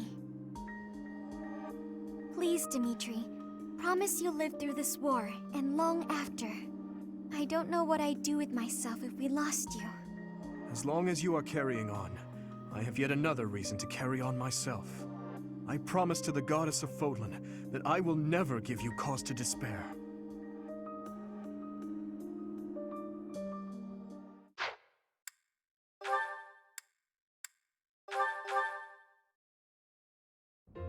Oh, are you on cooking duty today, Flayn? That's unusual. Indeed I am. I have been working away on this meal for hours now. The only thing is, each time it is my turn to tend to the meals, those in the dining hall seem to miraculously become very busy and evacuate the premises. I make the food, but nobody is ever here to eat it. I do not understand what the issue is. It is such a waste. Even my brother seems to evaporate every time I am in the kitchen. It is quite peculiar. Well, you're in luck. I've just finished training and am positively ravenous. If you don't mind, I'd love to sample your cooking. Really?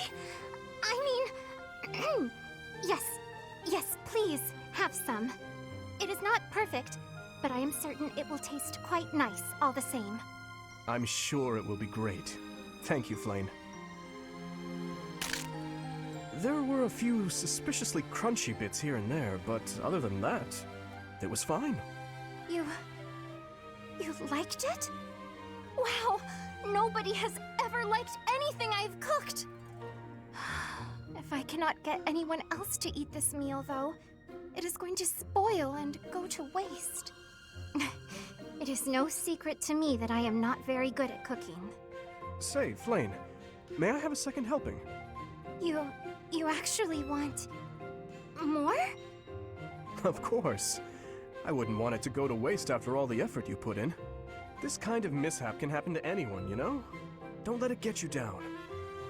Besides, I can tell you put a lot of love and dedication into preparing this food for everyone. That alone makes it taste good. There is no need for false flattery. The few times I have asked my brother whether or not he enjoyed my cooking, he could not even give me a straight answer. My own brother!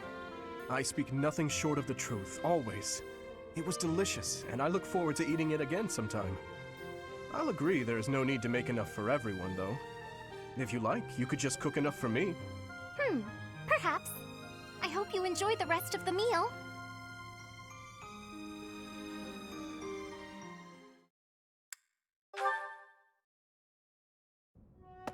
Why are you out and about so late, Dimitri? Hello, Flayn. I could ask you the same thing. Me? I was feeling restless and came here to think. I see. I'm here for the same reason. How funny. But Are you feeling well? You look fairly pale. It's nothing. I just have a bit of a headache. Oh my. Headaches are quite troublesome, are they not? I am sure it will subside soon. Actually, I am quite talented when it comes to healing magic.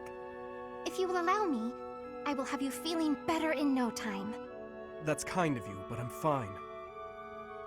But why not? Have I offended you somehow? This headache is something I've dealt with for a while now. Ever since my family and friends were murdered before my eyes. I must never forget that day. I must never allow their deaths to be forgotten. I feel this headache as a reminder of sorts.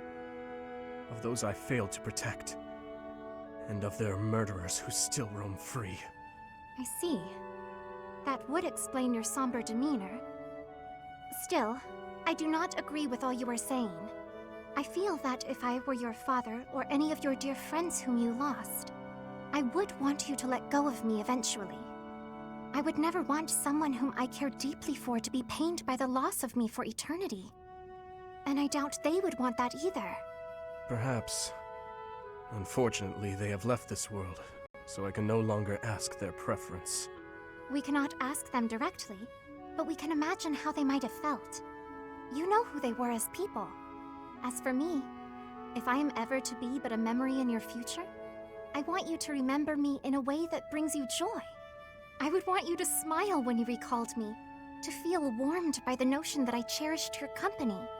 I cannot imagine I am the only one who feels this way. Surely, anyone who loved another would wish only for their peace and happiness. I must apologize. I was out of line, clearly. I must get some rest now. Please do not stay up too late yourself. Good night, Flayn. And thank you.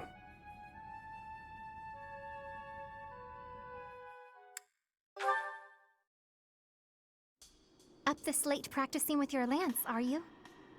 And what about you? Have you got something on your mind again? You really should go to bed. It is chilly out, and you could catch cold. What's the matter? Have you been having nightmares? Well, in a certain sense, yes. Can you spare a moment? Of course. Thank you. I want to apologize to you. When last we spoke, I mishandled the situation. Your words that night touched me deeply. It felt as though I had been punched in the gut. But more importantly, I think I owe you an apology. I lied to you. You did? Do you recall when I ate that meal you cooked and I told you it was delicious? The truth is that no matter what I eat, I can scarcely taste it. I have not had my sense of taste for 9 years now. My cooking certainly is not something people often compliment me on. I am sorry. When I said the food was good, I was just saying what I thought you would want to hear. An apology is not necessary. You were only trying to be kind, after all. In the end, I am not sure it was kind. Just the same, it was nice to hear. Oh, hey! I have an idea!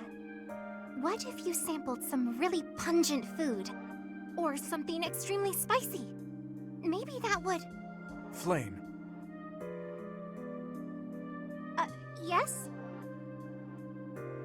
I like your cooking. I cannot taste it properly, but in my book, it is truly delicious. No need for the flattery. Anyhow, maybe someday you will get your taste back. I hope then you will be able to compliment me sincerely about my cooking.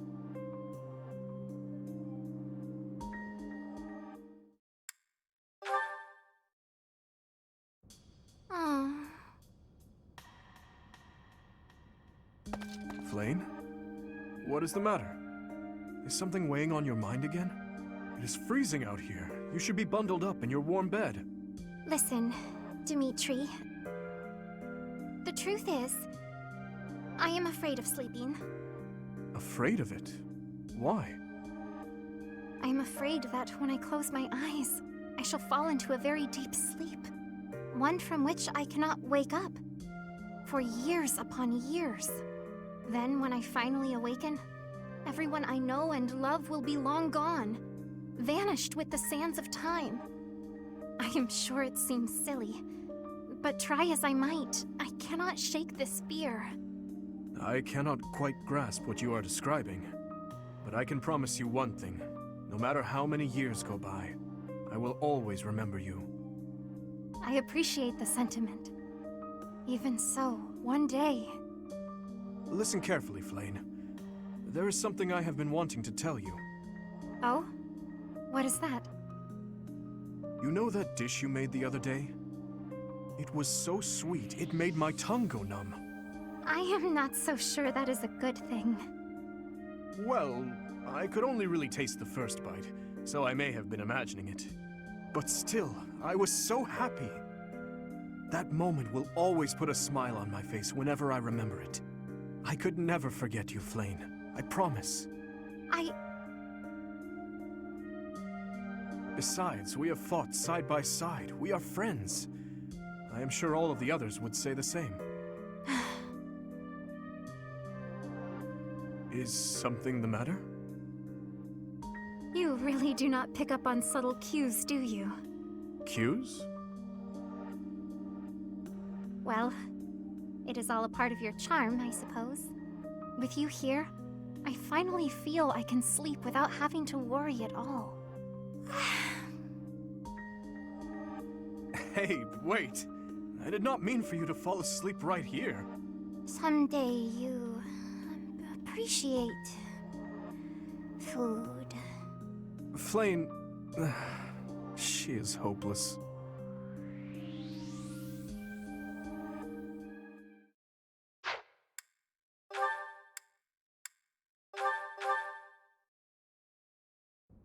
Here you are, Gilbert. Have you finished your prayers? Ah, Your Highness. But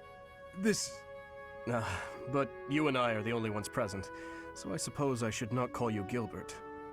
Gustav. It's been a while, hasn't it? Around 3 years, I believe.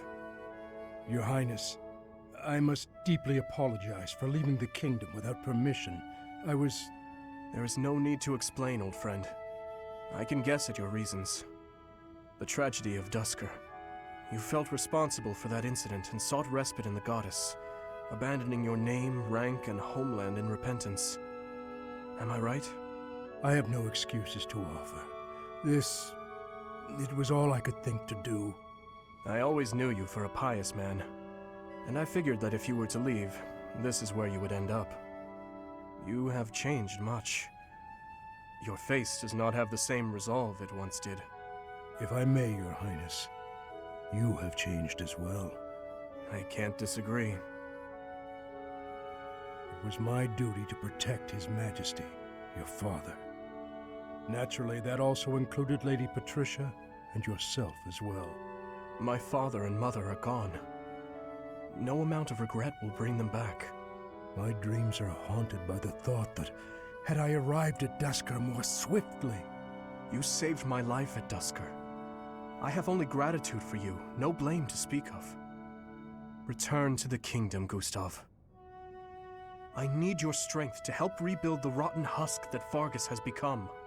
Please, I beg your forgiveness, but there is no place left for me in that land. I see. Though much has changed, your stubbornness remains.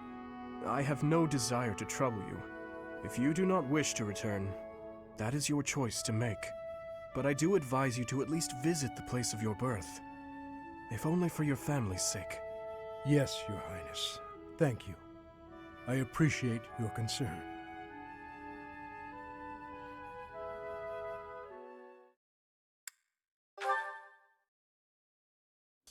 Your Highness, it falls to me once more to instruct you in the ways of battle. It does not befit a leader to fight on the front lines. I would ask that you refrain from such conduct in the future. I've not had to weather your lectures in many a year. And here I thought you were avoiding me. That is a separate matter. You have a duty to consider the value of your own life. Your words ring true, of course. I admit, I was a bit careless out there. However, I have always been a man who is good for nothing but war. To best support our cause, I must carve a path through the battlefield with my own hands. I truly believe that will lead us to victory. Why the dark expression, Gustav? Do my words trouble you so? You remind me of your father. His Majesty once said the same thing more than a decade ago, during the Northern Campaign. In you, I see his manner and I hear his words. You grow more like him with each day's passing. And in you, I am reminded of my failure and my duty to him. I do not wish to speak of that matter. As I said before, I feel no resentment toward you. Even so, you have changed since that fateful day, Your Highness. Perhaps too much. I worry that in your pain, you have locked away your true feelings. Your passion is dulled, and your vigor faded. You want to hear my true feelings, Gustav? Then let me ask you this. Why did you save my life that day? Why did you not allow me to die along with the others? If you truly wish to atone for your sins, then take my life, here and now! You would ask me to perform the unthinkable. You are the future of Fargus. Your kingdom needs you alive. That I was able to save you is my only sense of salvation. Your Highness, I repeat myself. Consider the value of your own life. If you continue risking all, be it on the battlefield or by issuing mad orders such as this, I will be forced to save you from yourself.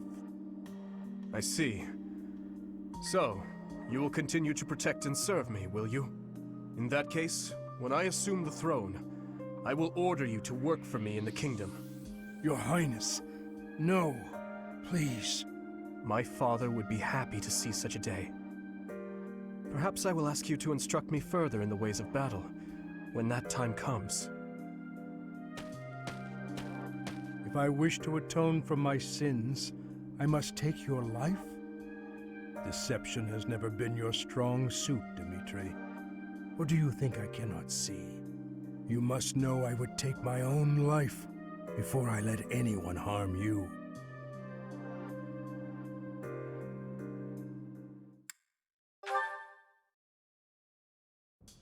What brings you here at this hour, and with sword in hand no less? Hardly the appropriate attire for prayer. I am not here to pray to the goddess. I am here to atone for my sins. I see. You are your father's reflection. He was never skilled at deception either. Your demand that I take your life was sincere, no matter how you might pretend otherwise. How astute of you. So, you think you can see right through me, do you? I watched over you from the day you were born. And that is why it pains me so to do this. It is like taking the life of my own son. I am sorry to burden you with this, but you have my gratitude. Now, make it quick. Yes.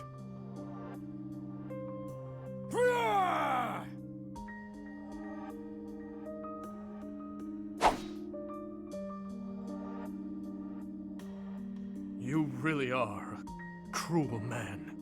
You believe death will bring an end to your torment? That is nothing but an act of cowardice.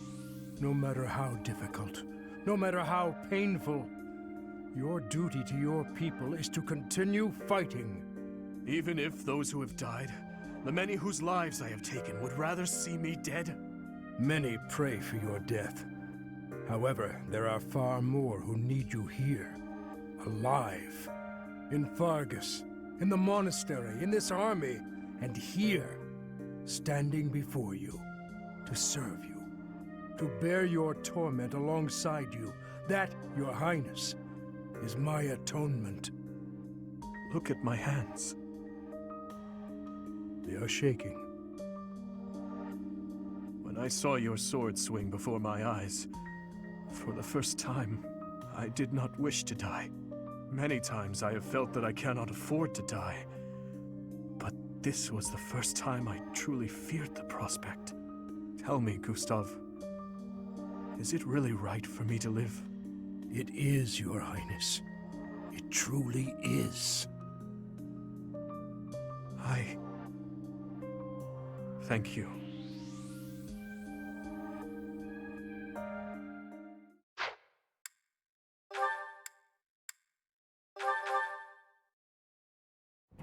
Your Highness, missing the day's training? How unlike you. I had intended to train, but this rain is unrelenting. Yes, it's really coming down out there. Makes it hard to go outside, I suppose. It's pouring so hard, I can't help but feel poorly.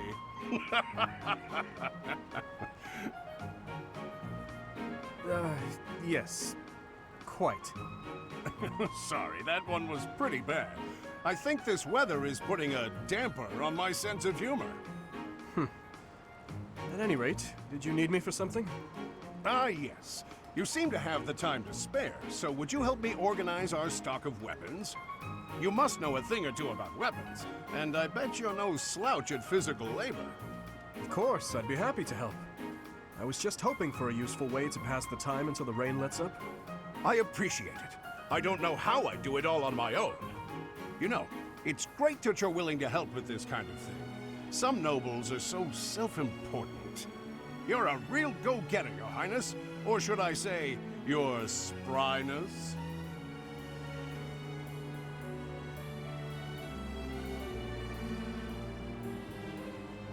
Maybe that was disrespectful. If he's going to lop off my head, he'd better go ahead and do it. I can't bear the silence. Listen, Your Highness, that joke, I didn't mean to... I just... Huh?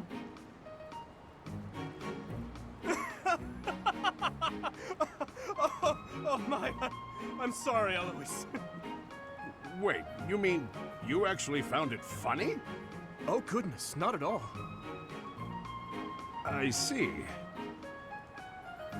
But when a joke is unfunny to a certain degree, it somehow comes full circle into hilarity. That's not exactly what I was going for. Still, I don't think I've ever seen you laugh so loudly. It's true. Laughter is not one of my strong suits. I actually can't recall the last time I laughed like that. Alois, perhaps you should focus your efforts on honing this comedic talent of yours. This talent? Is that your way of saying I'm no good at telling jokes? My apologies. I should refrain from commenting on the quality of your jokes. What's important is that they bring joy, right? That does it. Next time I make you laugh, I'm gonna make you admit it was a good quality joke. Now, if you'll excuse me, I'm going to cook up some top-notch rib ticklers. Alois, what about organizing the weapons? Oh, he's gone, isn't he?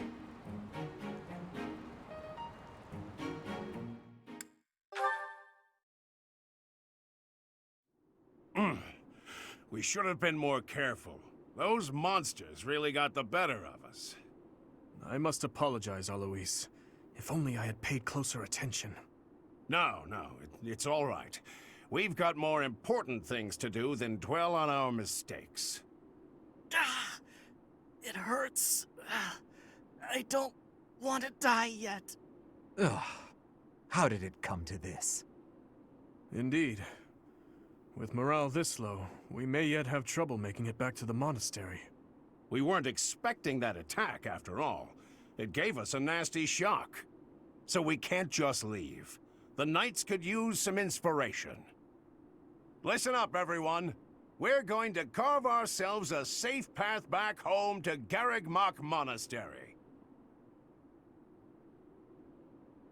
But first, I want you all to hear me out. Alois, what exactly are you... A long time ago, Captain Geralt and I defended a small village from a band of thieves. After we defeated those hoodlums, the captain observed how ugly they were. Such hideousness ought to be illegal, he said. If it were up to me, I would have banned it.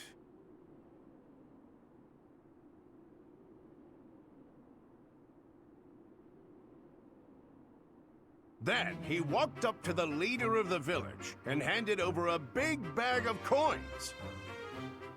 A gift from the thieves, he said. They were dying to give it to you. Sir, I'm not sure this is the time for...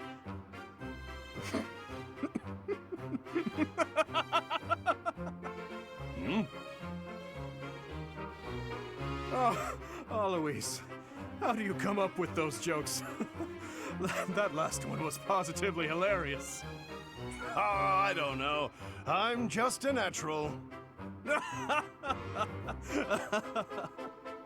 This is... I don't even know what to think right now. I guess we should just join in.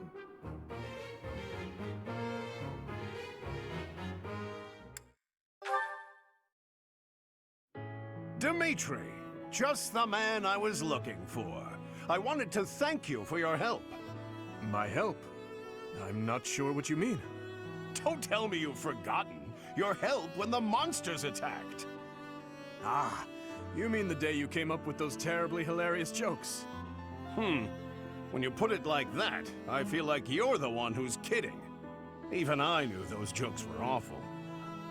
I was trying to think on my feet to raise the soldiers' spirits. Well, you certainly succeeded. Our journey home was much easier as a result. As for myself, I am not much of an orator. I could never have done the same in that situation. You're the only reason the gags didn't fall flat. If you hadn't started laughing when you did. Well, I admit the jokes themselves were perhaps not your best work. But there is no harm in that. Even when you stumble, your good humor brightens everyone's mood and wins their trust. Yeah? You think? I never thought about it like that. But if you say so, maybe I do have a knack for this. As one who is bound to lead, I could stand to learn a lot from you. I am often told by both friends and subordinates that I am... without humor. Alois, if you would be so kind, could you teach me to tell jokes? Sure, I'm happy to help. If you want to be as lousy a joker as I am, you could surely find a better teacher somewhere else. In the stables, for example. No. I would like to learn from you, Alois. I see. Well, I guess I can't say no. I hope you're ready to become a wizard of wit. I will endeavor to be a good student. Very good. That's what I like to hear. Soon you'll be cracking wise like there's no tomorrow. Everyone will think you're a pun in the neck.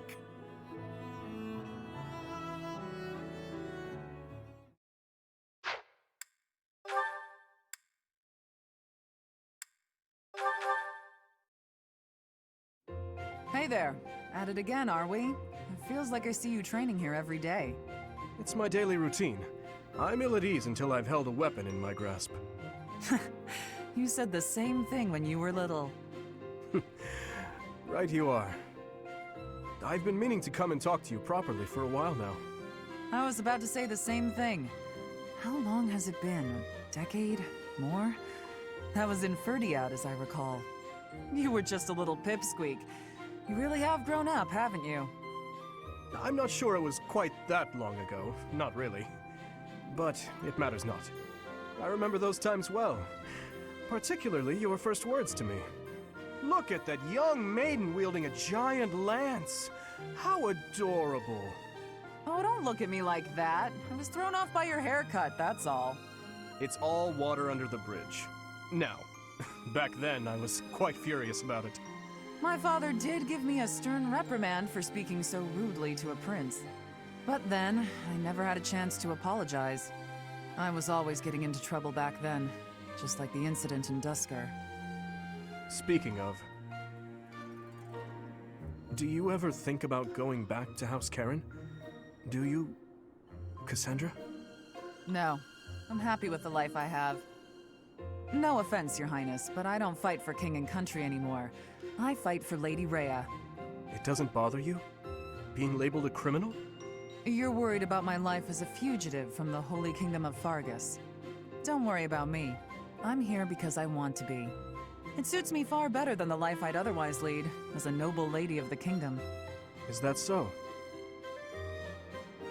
How about you? You've never wanted to roam free? To enjoy life as an ordinary knight, unshackled from all those princely obligations. I can't say the thought has never crossed my mind. However, I am the son of a king. It's not possible for me to put my own desires before the good of the kingdom. Nah, you're too serious for your own good. How'd you become such a stiff? Don't worry, I've been working on that. Stretching is a part of my daily routine. If you can joke about it, there's hope for you yet.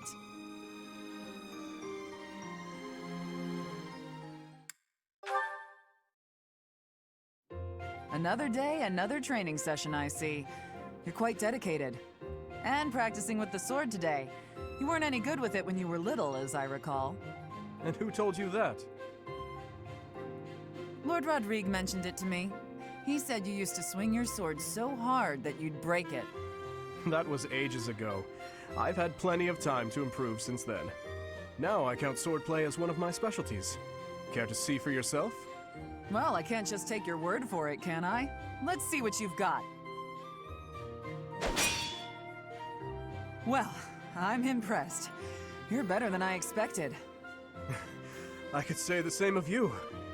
I suppose we students still have much to learn. No need for false modesty. We fought as equals just now. You're strong, and your form is excellent. You're clearly an experienced fighter. But you're greedy. You can't be so impatient to win. It'll come at a grave cost. Greedy? I see. I'll take that note to heart. You have my thanks for the instruction. Ah, it returns. The formality, the stiffness. Anyway, after we're through here, I might head into town for some food. Care to join me? I appreciate the invitation, but I have certain duties I must attend to this evening. Of course you do. Never mind about my plans then. I thought you'd say that. You have the same sense of responsibility as I do. You think so? I didn't want to push you to join me. We can just do it another day. I'll confess, I'm taking a shine to you. I'd like to talk to you more. I would like that as well. Ever since I saw you wielding a sword all those years ago, I've been following in your footsteps. To be able to stand with you and cross swords is quite a... Hey, slow down. Where did all this come from? You're embarrassing me. That's enough chatter for now anyway. Let's get back to sparring, this time with lances. I won't hold back. Show me what you can do. Right. Prepare yourself!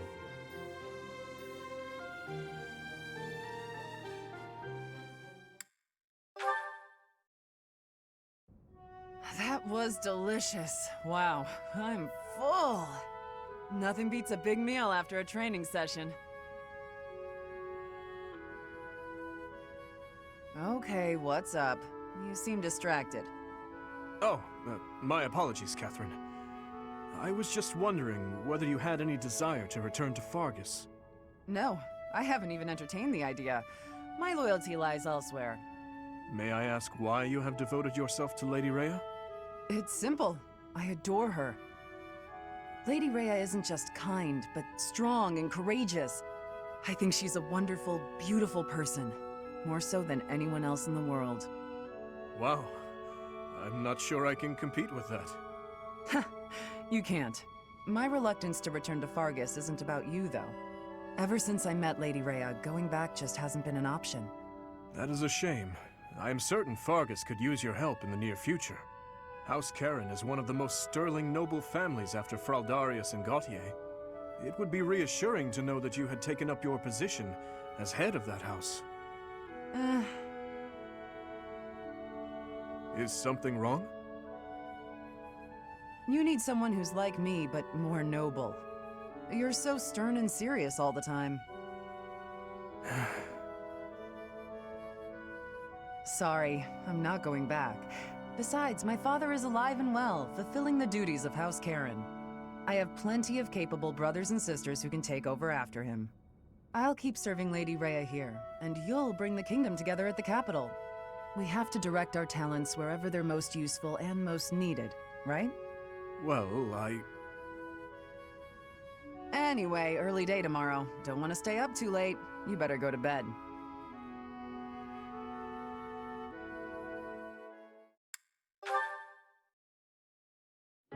What's wrong, Dimitri? Your sword play's oddly sluggish today. Sorry. If you were hungry, I'd get you something to eat. That's not the problem, though, it seems. It's not much fun fighting you when you're so far below your usual standards. Do not worry. I will be myself again in a moment. Are you worried about something? Tell me. This war. Once it is over, I will have to go back to the capital, and you will remain here as a Knight of Seiros. Yes, if we're both still alive. When that happens, there will not be many chances for us to have these little duels of ours, will there? I suppose not. Garrigmach and Ferdiad are quite far apart. It will be hard to get by without them. I've grown very fond of these sessions. Wow, you sure know how to draw out a conversation. Just say what's on your mind. Please, return to the capital with me. That's it? Return to the capital, just like that, with no explanation? You were the one who told me to speak frankly. Yes, I've also told you that I'm devoted to the Knights of Seiros and wouldn't dream of leaving. It'd be one thing if you were asking me to return to my family. Why summon me to the capital? I just want to be near you. Oh, please.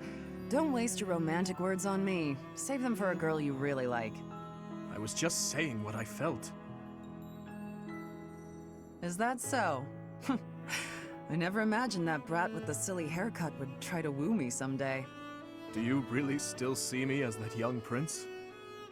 You take yourself too seriously. But you're not selfish, even if you are a bit greedy with your sword. They do say you can tell who a person really is from the way they wield their sword. Maybe it's true. I'll think about coming back to the capital, okay? Someday. But as for now, don't you have something more important to worry about? Yes, I do. Stop getting distracted by trivialities. Focus on what actually matters. We'll have plenty of time to flirt when the war is over.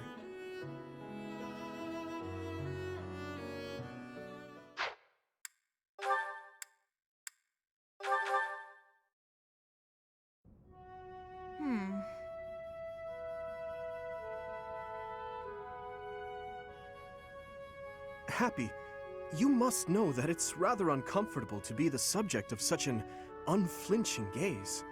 You'll have to put up with it for a little while longer. I feel like I can almost remember. Apologies, but I'm not sure what you're referring to. Care to elaborate? I have this sense that we met somewhere, before we were students. But you're the Prince of Fargus, so how could I have met you? I do not recall meeting you previously either. Although, long ago, I sometimes accompanied my father as he traveled the kingdom. Perhaps we crossed paths. Unlikely. I lived in an isolated village in the forest. We didn't have contact with outsiders. After I ran away, I was kidnapped. And my kidnapper kept me locked up all day and night. I think I'd remember if the royal family had stopped by for a visit. Kidnapped? What do you mean by that? A lady found me, a helpless runaway, and offered to take me in. She promised to keep me safe. Instead, I became her test subject. She experimented on me with all kinds of spells and rituals. I had a roof over my head and plenty to eat, but otherwise it was a pretty bad experience. This may be unwelcome from a stranger like myself, but I want you to know that it's perfectly acceptable to be angry about such unfortunate circumstances. I can't fathom why someone would cause you pain like that. I'm sorry you had to endure such a thing. You have every right to feel anything you need to feel toward the person responsible for your suffering. Oh, that's weird. I wonder... What's the matter? Was it something I said? It's just that I've heard those words before. I think it was someone else who said them, but I can't remember who. Maybe I'll figure it out someday. In the meantime, see you around. Yes, of course. If our meeting again can help you in any way, You need only ask, and I'll be there.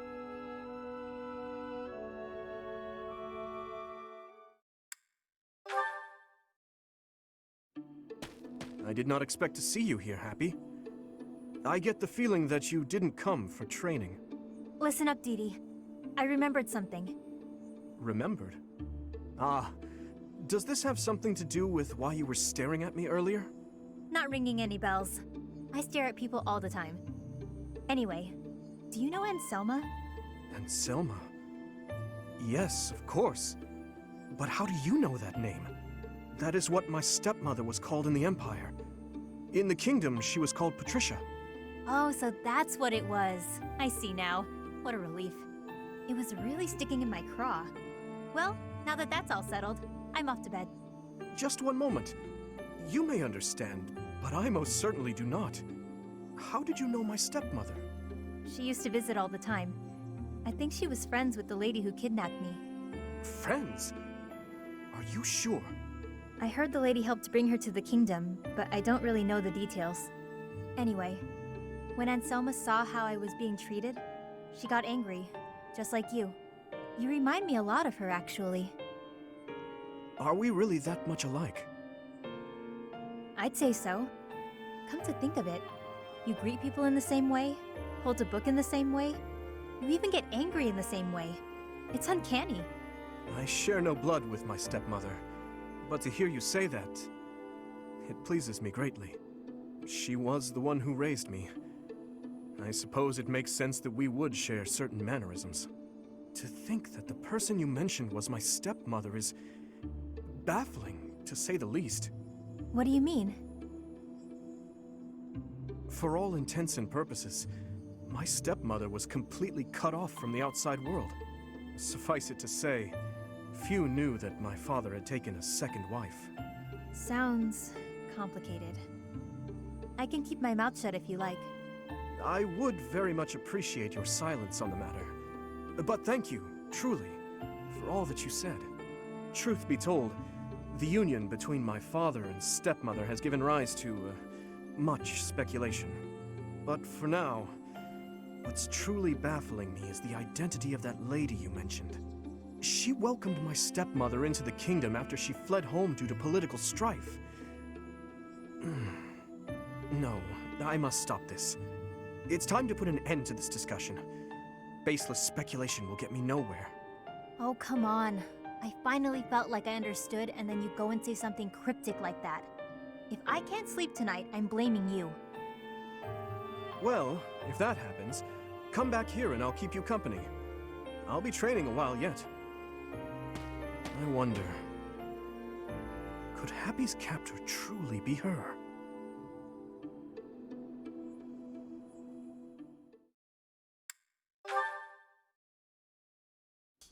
Hapi, I must speak with you. I've realized the woman who held you captive was Cornelia herself. Oh, yeah. Good on you for figuring it out. You're a little late, though, considering she's dead. How are you feeling about what she said, by the way? You seemed pretty upset at the time.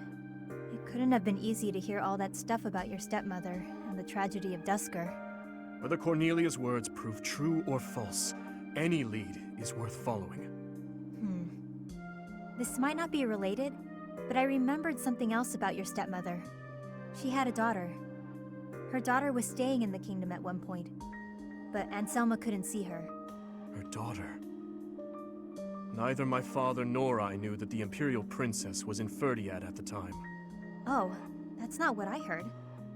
I heard the king wanted to keep the child away from Anselma, so he hid the fact that their daughter was nearby. She believed that father hid it from her? What could he have gained from such a thing? No clue. Sorry, but I'm the wrong person to ask. As she was seeking asylum from the Empire in the kingdom, Lord Arundel was obligated to hide the Imperial Princess's whereabouts. If her location had gone public, the Empire would have demanded her return. She would undoubtedly have become a political pawn in the kingdom as well. The decision to hide her was not my father's. I did not realize until much later that the girl I'd met under such strange circumstances was my stepsister. So then, Why did Anselma think it was all your father's doing? I can only speculate, but it seems there was a misunderstanding between her and my father. Although she was the queen consort, in truth, my father and stepmother were not even allowed the dignity of being alone together. And the one who persistently inserted herself between them was their intermediary. Your captor. It was Cornelia herself. She hid it from Anselma. I believe so. Meanwhile, she may have hidden my stepmother's presence from Lord Arundel as well. If Cornelia caused my stepmother to miss out on seeing them, exhorted her, used her, and then also caused the tragedy. I'm surprised she pulled one over on both of them. She was pretty reckless. But in a way, it makes sense. She loved causing pain. That's why she used me and discarded me without a second thought. I fully agree. Countless people have been subjected to undue suffering as a result of her behavior. That is why I would like your help with something, if that's agreeable to you. You are my only hope. If you put it like that, I can't exactly say no, can I? I wish to learn all that you know about Cornelia. If I follow the traces she left behind, perhaps I can finally learn the truth of the tragedy. And perhaps I'll also be able to find a way to lift the curse she placed upon you. Oh, that would be nice. The people from the church couldn't figure out a solution, so I won't get my hopes up. That is perhaps for the best. That said, I am a stubborn man who is not often inclined to give up. I will not allow history to repeat itself, neither the tragedy, nor your own personal torments. If you're going to be so intense about this, I can't help but get my hopes up. But it's not always easy having me by your side.